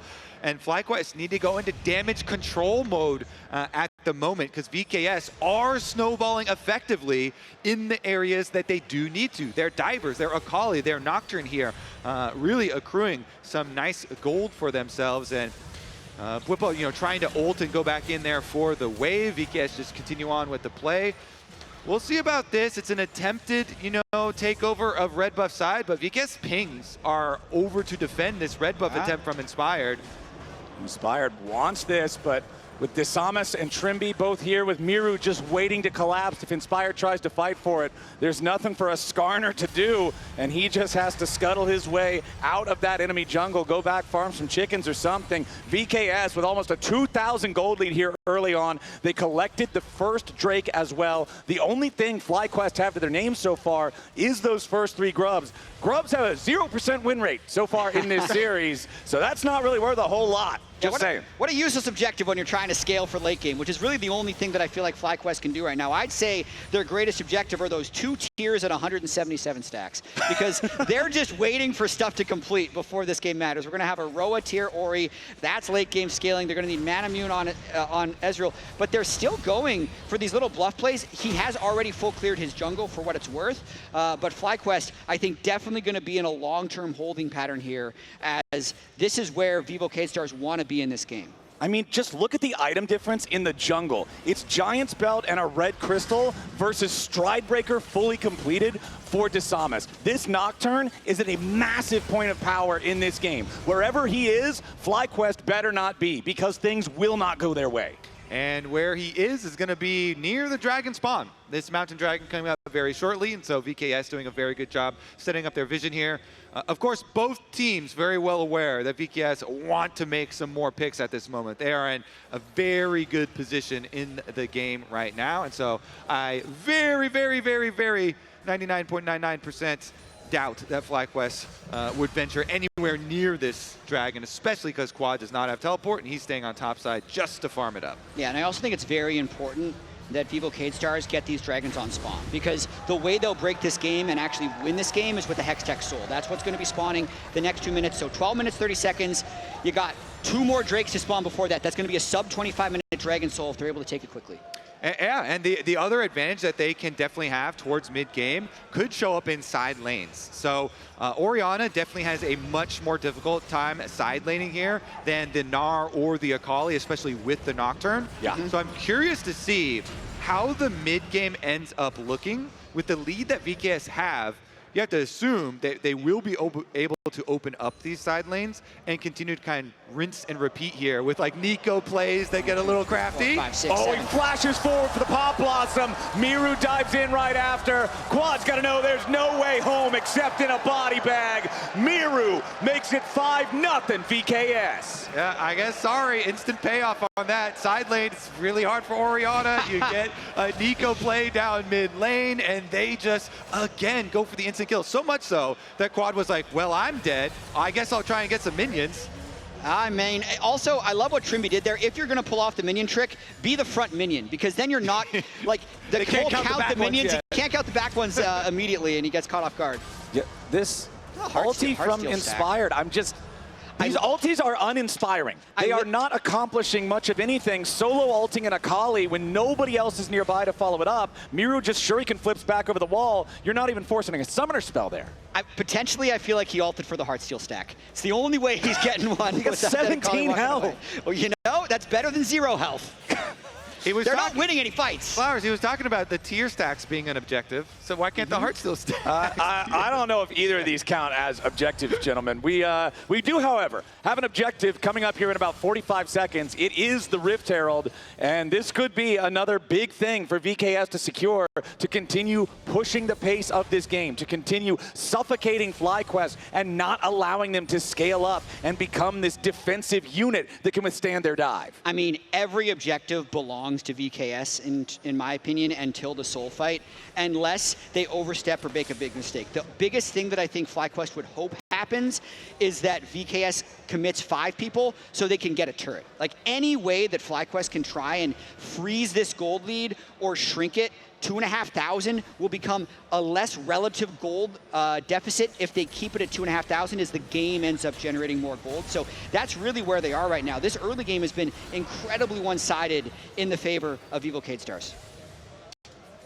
Okay, Busio and Masu just got to be so careful going towards any of these brushes. Busio's karma is so squishy. We've seen what happens if he's not respectful of the fog of war. If he walks into a situation where they're just waiting for him, Disama's going to back away a little bit here. The Herald has spawned. Masu, Busio, Inspired, Whippo, everybody nearby here. Quad is on the other side of the map. He does have his TP. He does have level 11 ready to join if a team fight breaks out. But that team fight is in such heavy favor of VKS. FlyQuest would have to find an amazing engage to have any kind of a chance. And Disamas is just going to start up this Herald all on his own. Yeah, you could tell they really wanted to go for a pick, and they're chunking down Masu in mid lane. But FlyQuest are not going to bite on this one. They have been punished too many times. And so they have made the call. Know what? We are not going to give you any more kills. Yeah. I mean, I still actually feel like in this state of the game, I'd rather be the side of Vivo Cade Stars, mainly because the Dragon Soul is so fast. So 16 minutes now, 1 minute, 20 seconds till the next Drake. That's going to put that around 17 minutes. That's a sub 23-minute Soul, and I don't feel like the Orianna and Ezreal will be online by that time. I will say credit to Masu. He's really trying to play on the edge in this game. He's being very aggressive in his mid lane 2v2s, trying to make sure he's getting every CS and denying the Jhin as much as possible, because they are in a dire situation. He needs to be strong enough by the time these soul fights come around. A miracle Ezreal 1v5 is kind of what you're saying? It's what it feels like Masu's hoping to do later. He's the most aggressive player on their team right now. And they do... Oh.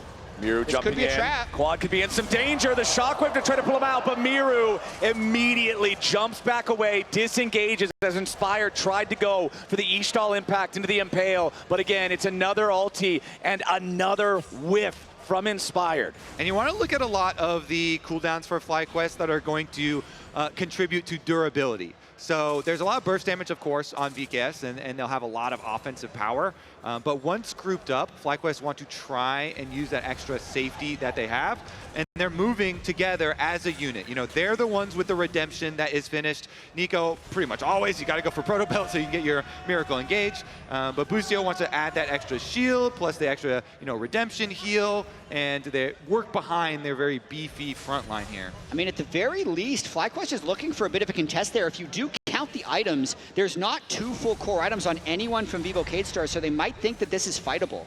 Keep your eyes on Masu, though. He is all alone. There are no teammates near him right now. If anybody else from VKS jumps on him, Desamas can immediately follow it up. But no, FlyQuest, they have conceded the bottom side river to VKS. It is all 5 Vivo K-Stars players. And this third Drake of the game will go down. They will secure the feats of monster slaying with that one. But topside, Quad is just trying to get the first turret of the game. This tier 1 top still has a little bit of HP left. Quad needs to push the wave as fast as he can.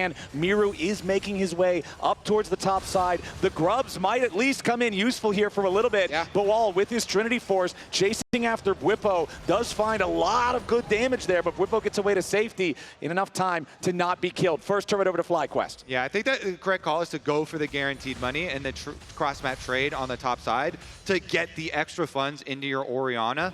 This champion does scale quite nicely. His Rod of Ages stacks are still stacking up. Yeah. Wants to get that extra tower money for them so that they can actually... Might be a dive here. Yeah, Boal just turned back into mini Narb. Bwipo with a swift trade to clear him out. Call the Meek plus Stridebreaker active on top of the wave. Also insta-clears the minion wave. So that also will serve to dissuade Desamas and Boal from trying to make any sort of a dive onto Bwipo, who now takes his recall. Unleashed teleports available on 3 out of 4 solo laners here in this game. Miru is the only one who doesn't have his, but he's right where he wants to be. He's stalking the brushes in the top lane, hoping that Quad greets out from another wave. Trimby continues to just try to be as annoying as possible, harass Masu, and try to get this Ezreal off tempo. Really trying to get any advantage possible. The stall out from FlyQuest is definitely in full effect, though, and I'd say that little bluff they did at Drake, clearing out vision, is what bought the time for Quad to get that additional gold. And I think now they need to continue bluffing around Otacon, because if there's an equalizer for a 3 Drake 2,000 gold lead, it's going to be the Otacon debuff. So this is not going to be a free objective that FlyQuest is going to give over, but this plus the Soul are going to be where this game is decided. Yeah, and VKS are the team that get to drive that and choose the exact moment. FlyQuest are kind of in a reactive seat at the moment. They do have to rely on their full 5, on their durability of their shields from Orianna, from Karma, and try and play safely that way. VKS are in the position where they do get to choose kind of the openings and the area that the team fight is going to be in. We definitely are looking, 2 minutes and 45 seconds here ahead to the Dragon Soul, because that is going to have huge benefits for VKS. Yeah. And so they're going to try and use as many of their vision resources. Oh, nice route. Nice little prediction there. Towards this area of the map really early on, and then try and force FlyQuest into a really awkward team fight where they actually have to approach here from a dangerous scenario. Yeah, I do think this is where FlyQuest does make their stand, though. If you look at the core items on everyone. Ooh, Inspired wanted to get in there, find that Ishtal impact onto Miru, but now Desamas is ready to turn it around into a full-on 2v2. Desamas and Miru. It's only Miru pulled back by the Impale. The Nocturne damage is absolutely massive. Inspired on the Skarner, can't finish any of these kills. It's a 6-0 game favoring VKS. Busio tries to get away. Masu firing off Mystic Shot, but the clone is going to block them all. Miru now going after Masu, who steps forward after the Akali, flashing back over the smoke, trying to make a little bit of distance. The curtain call fires off and Masu flashes back over the wall, but Inspired's not going to do the same. Boal takes the kill. VKS, 3-0 fight, 8-0 game. FlyQuest were hoping they could get a 2v1 on top side, but VKS already had a play of their own in mind. They had already made the call. We're going to attack this side lane. Desamas is there. The Nocturne ultimate comes through, and the side lanes are where they are king. And that's what sums up this game. Desamas is there. Every time something happens, he's the one cleaning up. Boal is in a 1v2. Yeah, Boal now locked up. He is in Mega Gnar, so he is a little bit tankier. Masu and Bwipo chasing after the Gnar, but now with the TP coming in. Busio also ready to reinforce. Masu fires his skill shots a little bit early, but the Akali is so evasive. Miru shows up, keeps his ally protected, tries to juke him out there a little bit. but FlyQuest are just not performing, and I feel like a huge thing about this, not only is Disamus everywhere, Inspired is nowhere. 0, 1, and 0 on this Skarner so far. There are no kills on FlyQuest. Inspired is normally such an engine for this team, and the engine's out of gas in Game 3. And watching this one more time, Miru's just trying to buy time for when Nocturne can press R, and they just go all in. The CC chain is enormous from a long fear onto Quad. You could see Quad nearly got in range of Busio's heal, but I'd say even if he does, the flank from Trimby was going to be enough to clean them up. Busio also falls for his 3rd death of the game, but we got to get back to live because the Otacon Soul is about to be happening. Yeah, we've already got the fight trading back and forth a little bit down here. FlyQuest have a massive task in front of them. 3,500 gold behind. Soul point for VKS. The Soul spawning now. If VKS secure this Hex Dragon before the Otacon, it provides them such massive poke. With that slowing chain lightning, it becomes so difficult for FlyQuest to try to approach anything. Miru takes a quick trade with Whippo, but it doesn't really matter a whole lot. This Akali with Shadow Flame, upgraded Sorcerer's Shoes, and the Hextech Rocket Belt is so powerful. Anybody he finds with his explosive burst is under so much threat.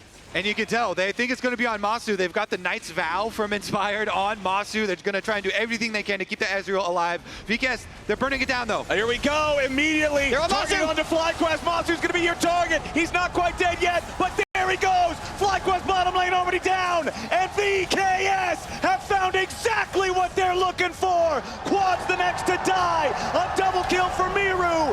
Inspired, blasted back over the wall. Blasted straight to hell. VKS 12-0. They get everything they want and more. Masu was already flashless and barrierless, so when they can get the flank, it is lights out for him. They get the fight, they get the soul, they're gonna get the Otacon, and that is gonna make the Baron and the game likely indefensible for FlyQuest. And we're seeing it. VKS, the #1 seed from the South, when they are faced with their last must-win game here, they are clutching up.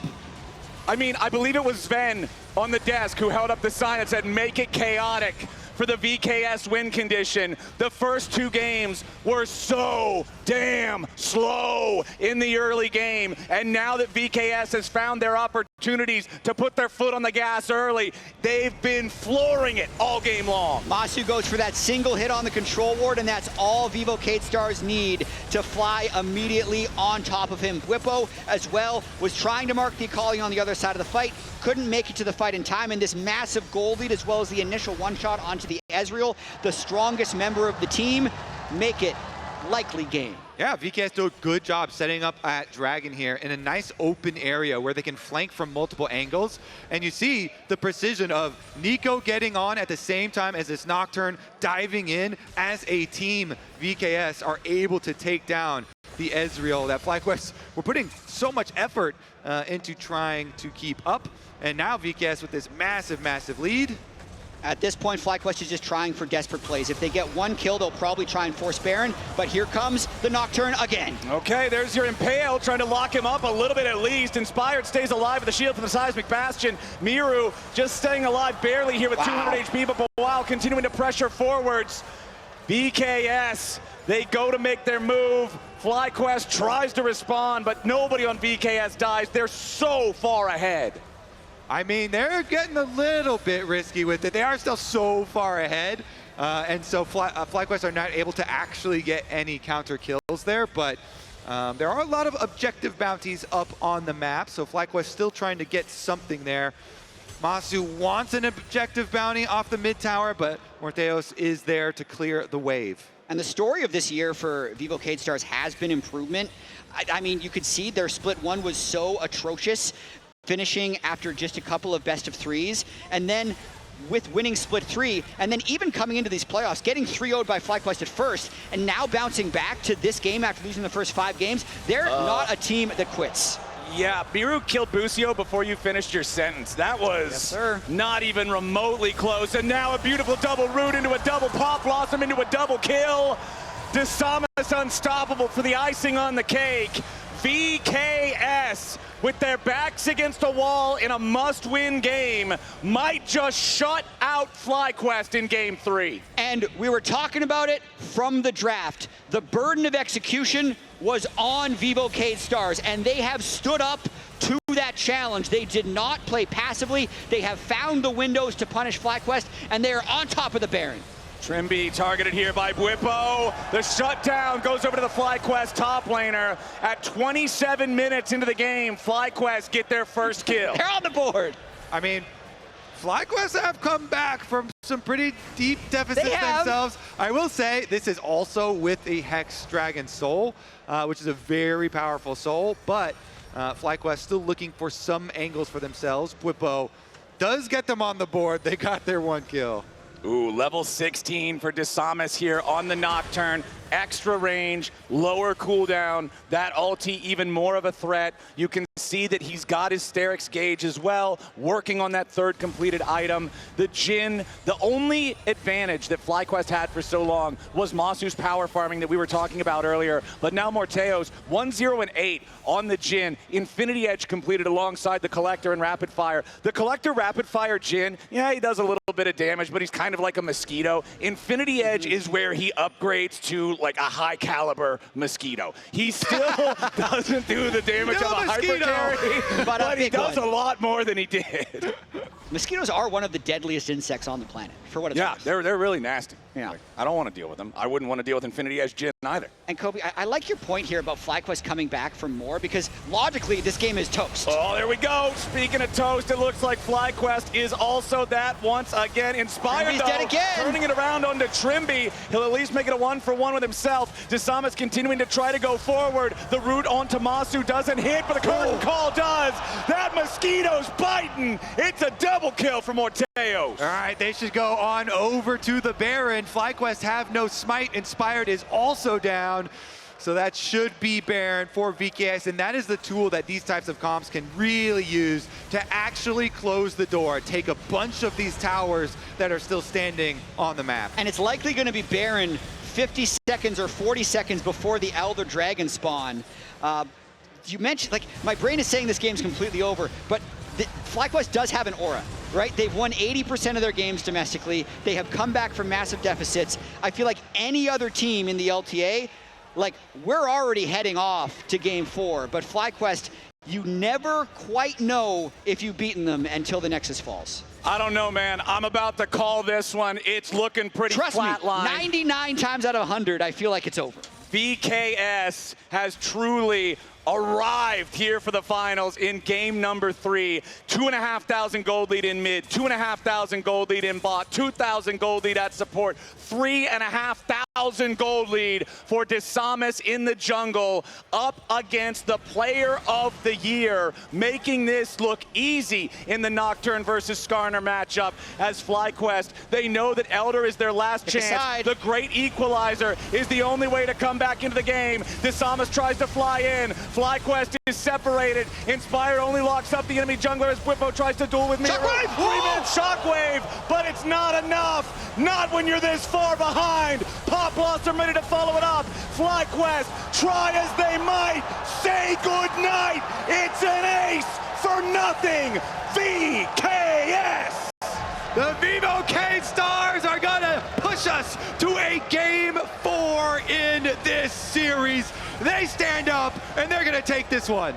They saw the 19-4 in game number 1, the 18-5 in game number 2, but the most impressive score of the series is 22-2 here in game number 3. The LTA South will rise to meet the challenge, and VKS find their way onto the Nexus. Ladies and gentlemen, we got a series on our hands.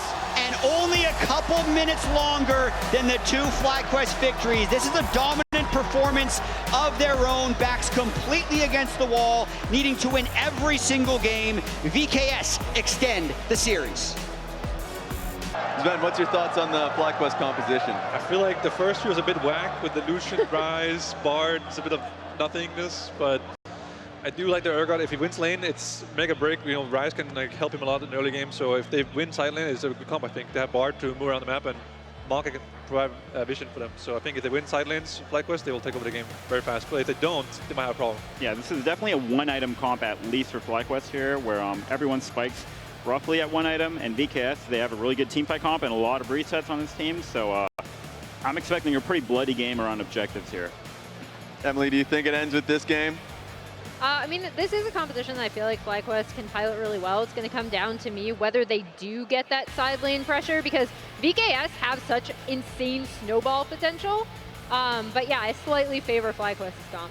All right, time to hear from the casters. Take it away. Game 4 starts now. Thank you very much, Lounge. Welcome back, everybody. The first 2 games of this series were slow for about 15 minutes until FlyQuest won big fights at objectives and then snowballed the game away.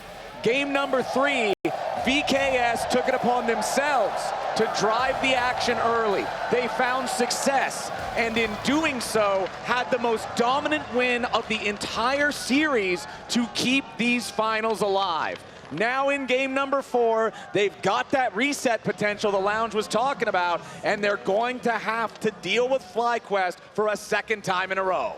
And I feel like we're seeing some really high-level League of Legends. The fact that they had the burden of execution on themselves in Game 3 and could accelerate against FlyQuest, the most patient, disciplined team we have in the league. And then also, just to me, watching this Game 4 draft with the knowledge we had from Dokkan and Sven and the draft mirroring it, these picks are picks that look like it could be a Game 2 or 3 draft. They managed to both find a level of comfort and cohesion, so I'm really looking forward to a well-played Game 4. And speaking of these picks, we do have a lot of star picks for players. Miru has been the centerpiece for this team a lot. Aurora has been one of the most banned champions versus VKS, 3rd most banned over the entire split. Plus, on the other side then, you've got Busio's Bard, which has had highlight reel after highlight reel made about it.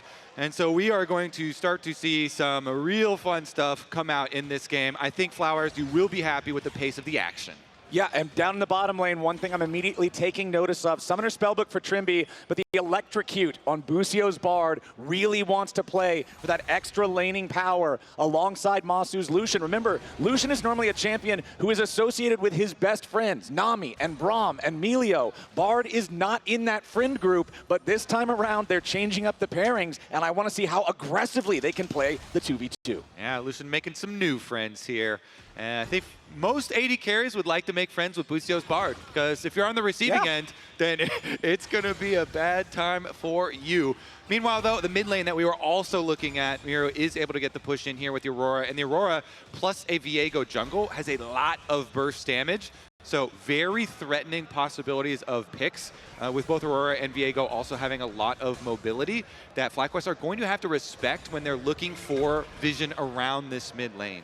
And as much as we do want action, I feel like this is a bit of a threshold comp for FlyQuest, so there'll be a threshold of whether or not Ryze and Urgot can become durable enough to survive Viego Aurora burst. Because that's what VKS is going to be trying to do in teamfights. They have to approach from a lot of angles. They have to fight fast, whereas FlyQuest is a little bit more plodding in their engage. They want to kite the fight out with the Maokai. They want to Bard ult to prevent your engage, and then have the sustained damage of the Urgot and the Ryze later on. Yeah, they definitely want to deny those resets to this VKS comp.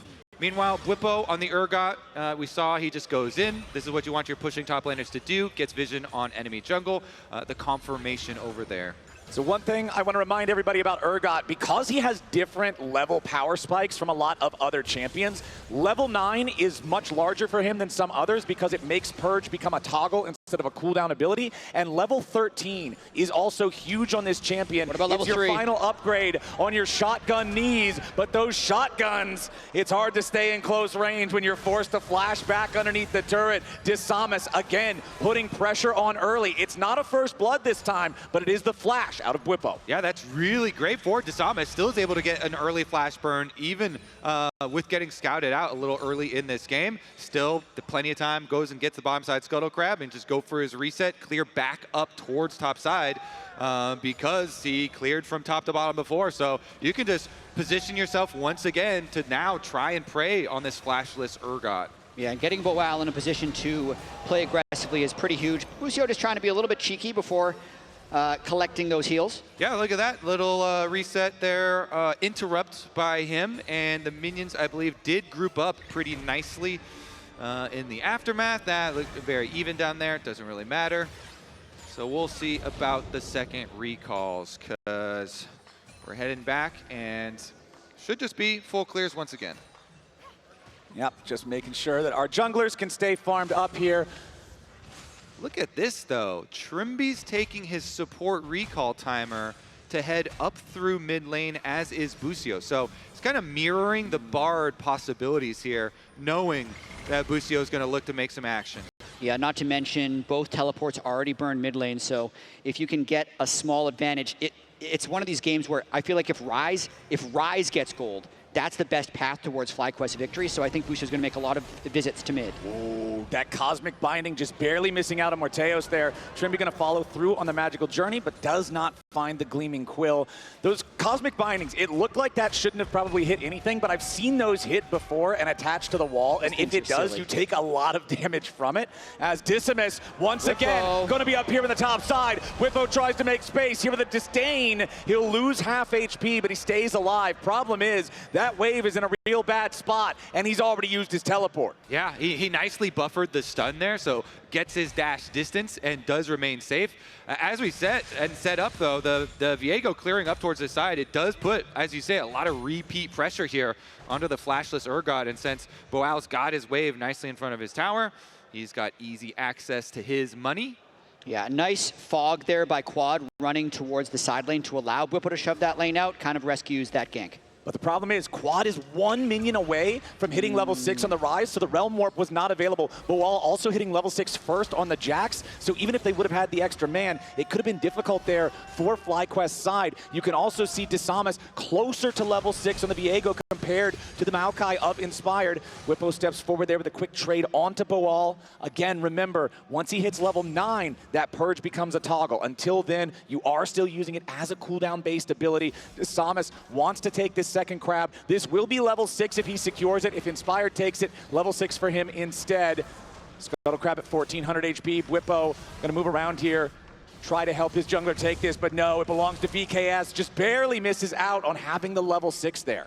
And I'm really curious to watch Inspired specifically in this game, because Flowers, you and I were talking between games about how that Skarner performance looked really underwhelming by Inspired, and he made a lot of fairly questionable plays that almost looked like tilt plays. And as much as Inspired is the best player in the West, in my opinion, he's still human, and to me, his weakness is he is a bit of a tilter. There's been games in Split 3 where the team is not doing the things that he wants to do, and he will almost die as punishment. I can think of a specific game in Split 3 where he just started hitting Dragon because he wanted the team to come, they didn't come, and he died. That's kind of what that last game felt like to me, where they were just hoping for a 0-kill to 0-kill game. Quad dies to an early gank, Busio gets caught in River, and suddenly the game is in a bad state. So I want to see if he's able to untilt, recover, and put up the type of performances that we're used to seeing from Inspired as the player of the year. And one thing that I want to point out with him, usually when you see Maokai's, one thing that you can tell about their build, they almost always go with the Liandry's first for that little bit of extra damage, extra harass there on the saplings, but then sometimes you follow up with more AP, sometimes you follow up with tank. He's got the blue smite, which is more of a utility type of smite compared to the red one, so I feel like this is going to be more of a tanky Maokai, depending on Lucian and Rise and Urgot to deal all the damage. Yeah, at the very least here, going to go into Liandry's first and get some of that burn, make those saplings super annoying at the very least. Yeah, exactly. But yeah, he definitely a tank, another tank jungler is very team reliant as they start up the Grubs and Busio. Oh, Busio hitting Miru as now the calling forces the flash. Without that summoner spell, Masu would have got the kill, but Masu also took a ton of damage there from the turret, meaning he's down to 100 HP as well. Grubs have been started by FlyQuest, 1-1 as Desamas moves forward and steals away the second. 2 out of 3 Grubs claimed by the FlyQuest side, but there's more VKS members nearby, so that means FlyQuest aren't going to find any follow-up fight. Or are they? Got him. VKS are the ones moving forward. Busio's in danger. He finds a stun on Desamas, and he manages to get himself away with both summoner spells. Yeah, Busio, he trades 1 flash for 2 of VKS as Desamis and Trimby both go for the kill onto him. He still does escape with his life, and FlyQuest come away with 2 of the grubs there. Ultimate being used by Inspired as well, kind of on the way out, but Trimby actually teleporting down to the bottom side. Maybe it's a trailing play in that 1v1. Might be looking to turn something onto Bwipo right here, as Bwipo's just trying to get the wave in. Yeah, tries to use Disdain to get away, forced to flash. Nice moves from VKS. Yeah, and overall, a lot of aggression happening in a 0-0 game. You can see FlyQuest not just trying to full stall, they're trying to make aggressive plays. This whole sequence started because Busio and Masu were almost able to kill the Aurora, so plays happening all around the map. You also notice how VKS really need to all in for that initial reset, and I feel like being down flashes on both the Rakan and the Viego is going to make that pretty difficult for them to do if we end up seeing a fight at this first Hextech Drake. All right, well, we got pings already from FlyQuest to move over. Masu was able to get mid lane priority first, so he gets in there. They clear out 1 ward, but the control in the back of the Dragon will stand. Remember that in games 2 and 3, the first Drake was taken rather quickly. In game number 1, it was very slow. This one's not quite going to be as slow as game number 1, but it is still not going to be a soul rush type of game. For sure, but I still think FlyQuest is going to be quite happy with what they just accomplished. They have 2 out of 3 objectives towards the feat of monster slaying, and I think importantly, the Rise and the Urgot have avoided death early on, because it's really, to me, this game is still going to be about the Rise. If he's able to get killed in the side lane, or if he's able to get really tanky, he will win the 1v1 pretty hard against Aurora if he doesn't get bursted by it. So really watch Quad and how well they protect him this game. Yeah, and after his recall, that Rise is going to try and push very heavily on top side, uses his teleport to get back out there, but at the super deep wards behind him too. All over there, you see the blue wards from VKS, and right now, Trimby is moving in. They're setting the squad. So they have full vision of this area, and they want to prey on him. Okay, we'll see how safe he can stay. Just continuing to farm those minions for now. Trimby's going to take his blast cone. Quad continuing to just posture aggressively here, but staying a little cautious. Three-man gank on the way. He stay? Are his spidey senses tingling? Maybe, maybe not. Trying to make the distance now, but immediately the engage coming out from Trimby. Quad in danger here, tries to take the Realm Warp to get out! Quad, with the miracle escape, survives the 3-man collapse. Ooh, cutting it close there, flashes into the other side of the Realm Warp, does escape. Still VKS are able to get a tower plate off of it. What is going to be the response here from FlyQuest? I mean, really good play. Normally when you see a 3-man dive in one lane, there's going to be a counterplay on the other side, but FlyQuest doesn't have that set up. So yes, Quad did escape, but they still get the plate, they still get the summoner spells, and they still deny Quad the gold. Well, Masu should at least get 1 plate here in the mid lane. Meanwhile, down in bottom, the 1v1 continues between the Jax and the Urgot. Still nobody dead in that matchup here just yet. Slight lead for Boal, but really nothing to send a postcard home about. Masu and Busio now going to try to put some pressure onto Desamis, maybe steal away a Gromp. Instead, they will just force it to reset, slow down the tempo of the Viego there. Inspired will now have the opportunity to take this top lane Scuttle Crab uncontested with the control given to him by his bottom lane duo. I mean, overall, not really meaningful gold leads anywhere in this game. The most meaningful is in the bottom lane there between the Yunara and Lucian. Masu has built up about a 300 gold lead for himself. And Flowers, your Urgot here for Bwipo, fully maxed out Purge at the moment. He's been spamming it as he's walking back. It also synced up with his Black Cleaver timing on the Urgot, which is another big item power spike for him. So we'll see if there's any sort of play on the other side of the map, because we mentioned all the wards from VKS on top side, but bottom side is the side that is lit up for FlyQuest. And they've got some deep vision here around this red. Desamis, I don't think he knows about the wraparound. Yeah, Trimby wants Quad yet again. He should find him there with the edge of the grand entrance, but it's not serious damage this time. You still get the quick, snappy Aurora burst, but Quad's a very tanky Rise. And this is what we're talking about. Desamis, they're trying to attack him on his Krugs. He got the big Krug. They get his ult, actually. Yeah, defensive Heartbreaker to get back in the range of the turret to make sure that they can't try to full commit to just take him down. So it's a little bit of a map trade right now where Trimby has probably spent the last minute and a half top lane as they're threatening Quad, who's flashless, actually push him off the turret with the fear of getting dove by the full undodgeable Aurora combo if Trimby had landed some CC. He's going back in now. Yeah, Quad's ready to step back up. Another Rune Prison there onto Trimby. Quick rapid-fire machine gun of spells with the spell flux into the overload, forces Trimby back with 25% HP. And VKS know that Busio could be on the roam up the top side, and he indeed is. So they do back off after that. Ooh, nice interrupt there on the recall. Tempered Fate from Busio, but you can see there the Viego mist from around the wall. The harrowing path saves Trimby. It does. Busio trying to be as annoying as possible onto Bard. I think the next big fight's going to be around the next Drake. But for me, in terms of the game plan, I like Vivo Cade Stars. They're heavily targeting the Rise. Ooh, and now Busio does have Busio. Flash. Yeah. They're heavily targeting the Rise, whereas FlyQuest, I feel like, is making sure Bwipo's in a good state. But I still really feel like if Quad gets set behind, it's going to mean very good things for Vivo Cade Stars. So Quad on a bit of an island, I feel like, trying to survive this onslaught from Trinby and Decimus. To his credit, he's done a good job on that island, and is still staying, very, very, competitive for himself.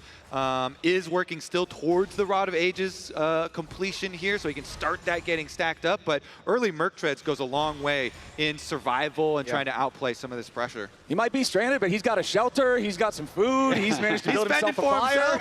He's He's investing in his 401k, I feel like. That's the tier and the ROA. He's like, no matter what, I'll still get some transforms later. All right, now down in the bottom lane, Jat, you already mentioned Bwipo hitting level 9, has the fully leveled up Purge, means he can toggle this whenever he wants. Level 11 now ticked over for the Urgot, so Fear Beyond Death up to level 2. That Urgot ultimate is actually such an insane teamfight mechanism if you get the big AoE Fear execute. Interesting that they are showing the bottom invade from Busio, but Inspired is actually topside. So they're splitting their support and jungle moves at the moment for FlyQuest, and Inspired...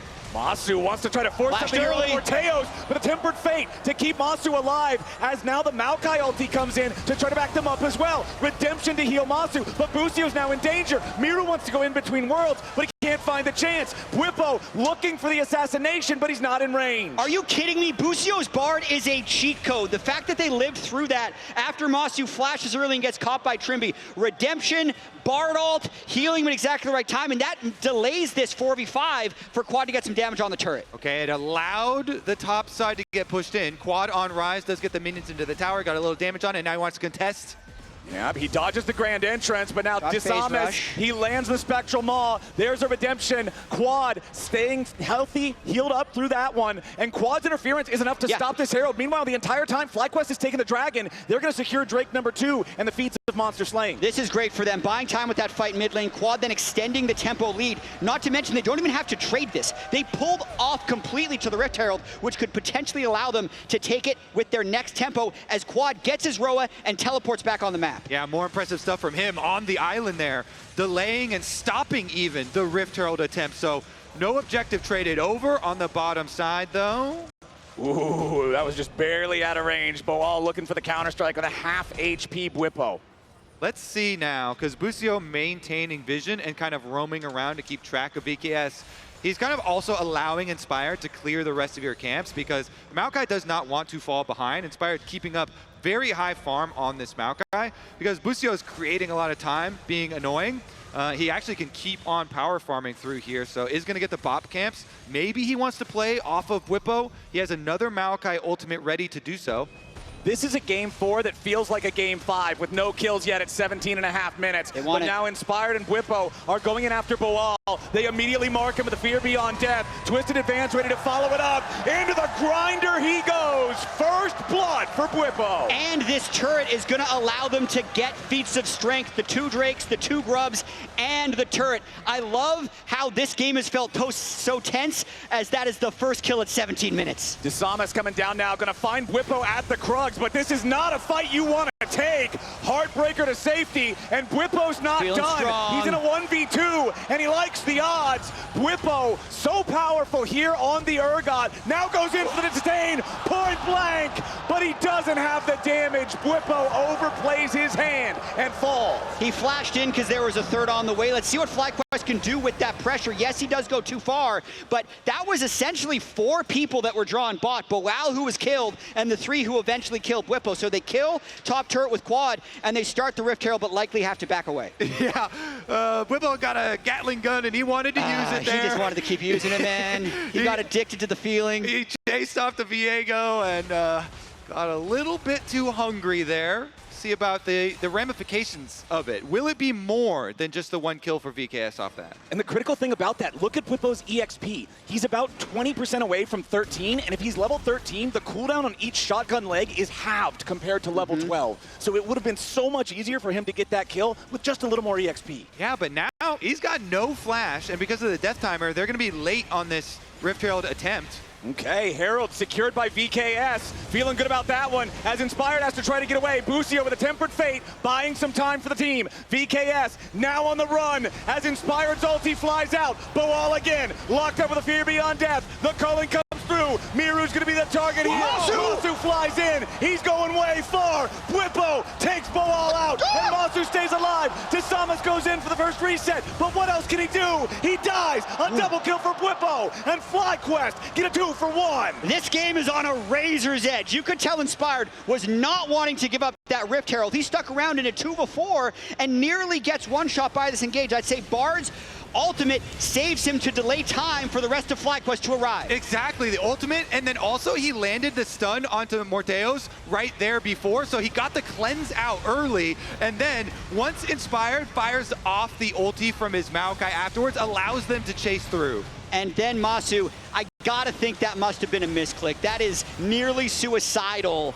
Ends up actually costing him his life, but it is traded for the Viego after he went in for the execute. And technically, if we're counting up the extra cooldowns, the Viego flashed over the wall to make sure that he could get that. So that is an extra flash in addition to the 1-for-1, but it seems like it's not just Bwipo getting super hyped up in this game and going for blood. Yeah. Everybody is getting into the pace now. And you can feel the tension knowing that VKS bounced back with that 22 kill to 2 game 3. Even though this was the slowest first blood in the LTA playoffs, it hasn't felt like that. The pace of this game has been high as they're constantly trading tempo and gank attempts. Big thing now, 45 seconds until the third Drake is live. Both Drakes so far have been secured by the FlyQuest side. Otacon also on the map, but he's on the opposite side of the rift. In the previous game, when VKS had all that early soul pressure, Otacon was right next door. It creates a much different situation compared to the split map. As Miru steps up and level 13 Bwipo with those maxed out shotgun knees is waiting in the brush. Miru already using the weirding. Bwipo tries to go in. Otacon gets aggroed. Fear Beyond Death finds Miru, but where's the rest of the damage? They gotta try to take him low, and he's down. Busio gets the kill. Trimby's got to try to get away, and FlyQuest go for the Tempered Fate. Desamas, beautiful disengage there with a Heartbreaker, but now Boal's got to be careful. FlyQuest looking for the Jax. Yeah, he's got nowhere to go. He's in the alcove. He is trapped by FlyQuest. Bramble Smash to slow him down immediately with a twisted advance. Boal is the target, but where's the rest of the damage to take him out? Quad finally arrives, picks up the kill, but the Rift Herald is summoned up here in the mid lane. And Otacon is going to be FlyQuest. It's about what VKS can get on the other side. They've just given that away, knowing their true soul laners are dead, but they crashed the Rift Herald mid, and they're likely going to delay this soul unless Bwipo's feeling it. He's got a huge gold lead on this Urgot, and he's going in with Busio. He's got Busio next to him, 4,000 HP here for the Drake. Bwipo steps up, but a TP's coming in for VKS. They're putting the damage into Bwipo, but he and Busio want to go on a magical journey away. That's one. Trimby's first to die. Bwipo's in a killing spree, but it'll be traded 1-for-1. The Dragon will lose its patience and head back home. Now Inspired's in the area, but there's nobody else that can show up in time. He has ult. Do they want to go for a long play? They do. Here comes the ulti. Inspired and Busio still around. Inspired walks up, but no, it is secured by Desamas. Quad has arrived. Is there any bit of cleanup? Inspired with a twisted advance. Busio's Tempered Fate. It stuns them both as Desamas falls, and so does Inspired. Another kill goes over. Miru is down, and FlyQuest have taken the Otacon, lost the Drake. The kills 4-8, favoring Fly. And in all the action, FlyQuest are the ones that come out on top, even with the Dragon taken by VKS. FlyQuest now have control of the map. Let's take a look at the re-engage. So the exhaust was used on Bwipo early, but then Busio creates the magical journey, and this takes everyone away from Dragon. Look how it does. The patience on Drake is so crucial here, barely resetting to delay this re-engage. No Bard ult, but there is a Maokai ult, and Inspired is playing on that razor's edge, risking giving the reset to Viego, but the W to avoid the stun, and then the Bard ultimate as well to prevent that execute. allows them time for Masu to get there. And yes, some pretty big gold going over to the Aurora with the Maokai kill. Overall, the play is in the favor of FlyQuest. Yeah, Aurora stepping up there does mean that the Aurora also went down. So we are keeping up the pace here at FlyQuest. They do increase the lead a bit, but I think the biggest determining factor is going to be the Otacon here. With the pace of the game, we're going to get a lot of pedals, extra pedals off of kills too. For sure, and I do feel like this game is in Bwipo's hands, which can be a blessing and a curse. We talked about earlier how Quad was left on an island and FlyQuest put the energy towards Bwipo. He's got that lead now, but he's really playing on the edge with it. He has delusions of grandeur in this game as well, trying to hard carry. He already went too far in the bottom lane. He did die in that Dragon contest 2v4 as well, so he's the one with the 2,000 gold advantage, and he's got to play well with it. This is his favorite item spike in the game, is the Sterix Gauge that we're talking about. He loves to just throw himself into the middle of enemy teams now. So he's got upgraded magic boots here for the extra magic shield, plus the Sterix Gauge shield for him.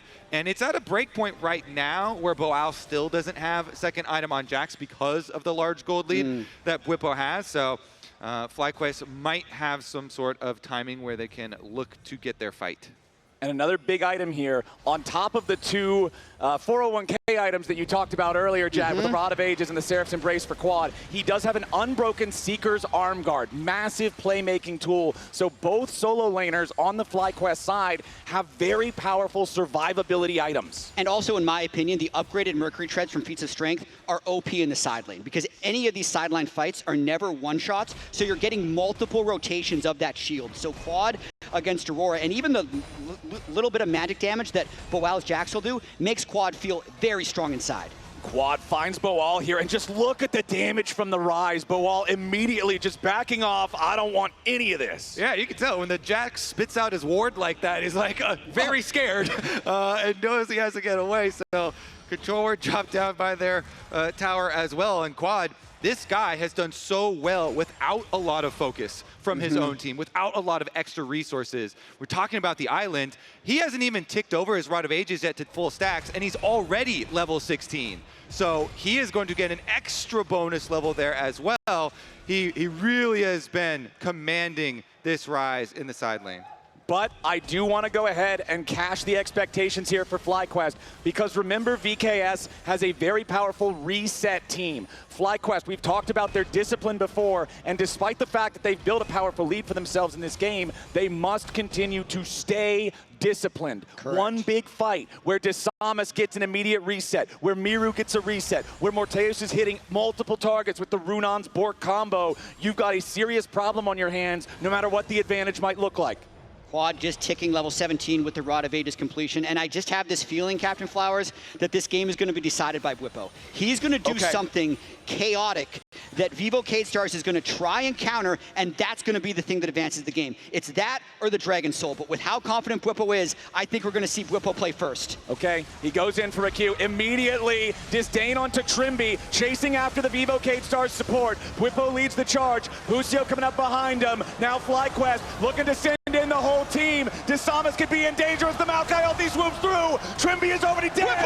Morteos follows too. Tempered Fate is not required, as VKS's jungle is a graveyard for Brazil. As soon as he gets Sterix Gauge, you know he is throwing himself into the enemy team, and now FlyQuest will throw themselves at a free Baron in the aftermath. And they can't relax here. They're trying to play off this power spike. Busio and Quad are going to go for turret and a kill. Here comes the Realm Warp. Miru, he shows up in time to at least try to cover a little bit for Boal, but the bottom lane tier 2 dies as Baron is claimed, and the FlyQuest gold lead doubles after that fight. And they're going to want to keep their tempo up because Infernal Drake is still on the map, so they're teleporting back in and will not want Vivo K-Stars to be able to get tempo. So teleport, Inspired already setting up saplings. They're already thinking about the next play. Keeping up that pressure. Let's see about the collapse. Do they want to try and punish anyone? Bwipo's just going to put some extra damage into the mid tower before they retreat to their dragon. This one, of course, is just soul point here, not actual soul for FlyQuest. So Vivo K-Stars should definitely not go contest that one at the moment. They are far outgunned. Just try and make a cross-map play, pick up an objective bounty if you possibly can.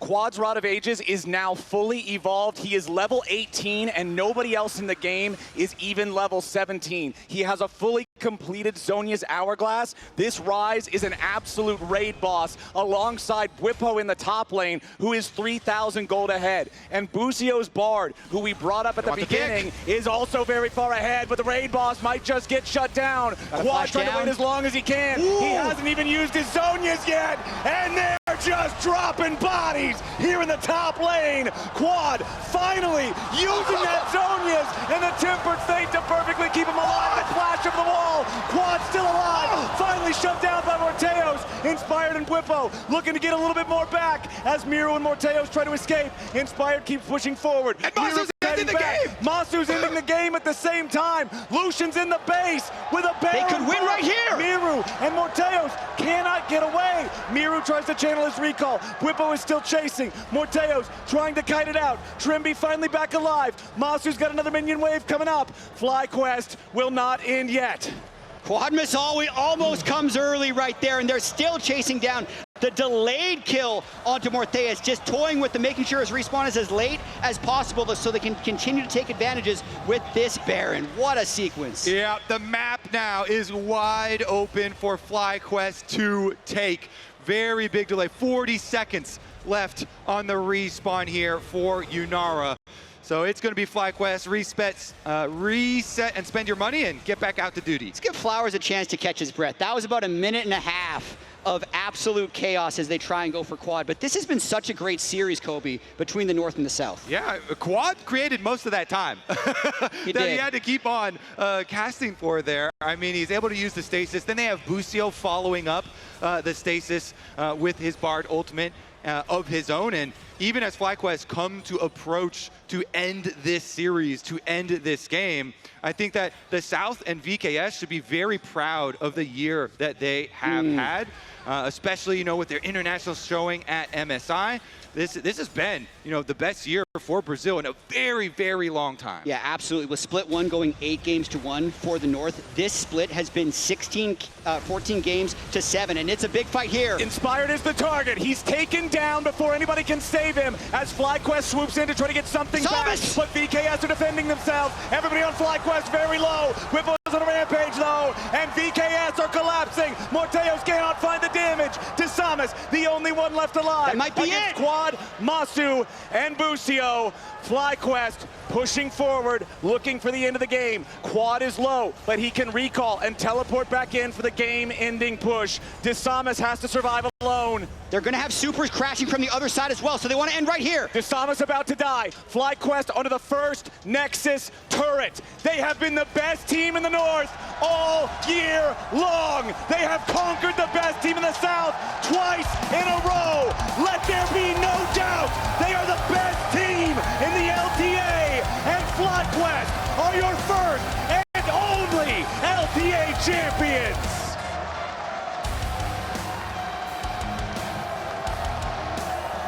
And based on the reaction, it feels like business as usual for how insane that game felt to watch. FlyQuest is calm, cool, and collected, and looking forward to their next challenger. They really played into the action in that one. Whipple there on the Urgot, charging in head first. Masu ending the game at multiple points there on the Lucian. And there it is, the LTA trophy. That is a beautiful trophy right there. The legacy of this FlyQuest team in North America, winning Summer Split in 2024, winning Split 2, winning Split 3, and now winning the first and only LTA championship. They are the best team in the LTA. What an incredible journey they have had this year. They have been the team to beat for everybody here in the North. Vivo Cage Stars seriously stepping up and rising to the occasion here to challenge them at the LTA Championship at the finals. But ultimately, they too could not conquer the task that was felling FlyQuest. This is the best team in the Americas. This is the best hope for the LTA heading into Worlds. FlyQuest will carry that banner proudly. And their only slip up really this entire year was the one loss to 100 Thieves in Split 1. Gakgos also getting to lift the trophy. He was a part of getting here with their 3-0 over VKS, but I don't want to underestimate how difficult it is for a team this dominant to stay this dominant, because the people that they're beating have so many more opportunities to improve. So FlyQuest just had to continue to keep the pressure on themselves to maintain this level of play. Such an impressive team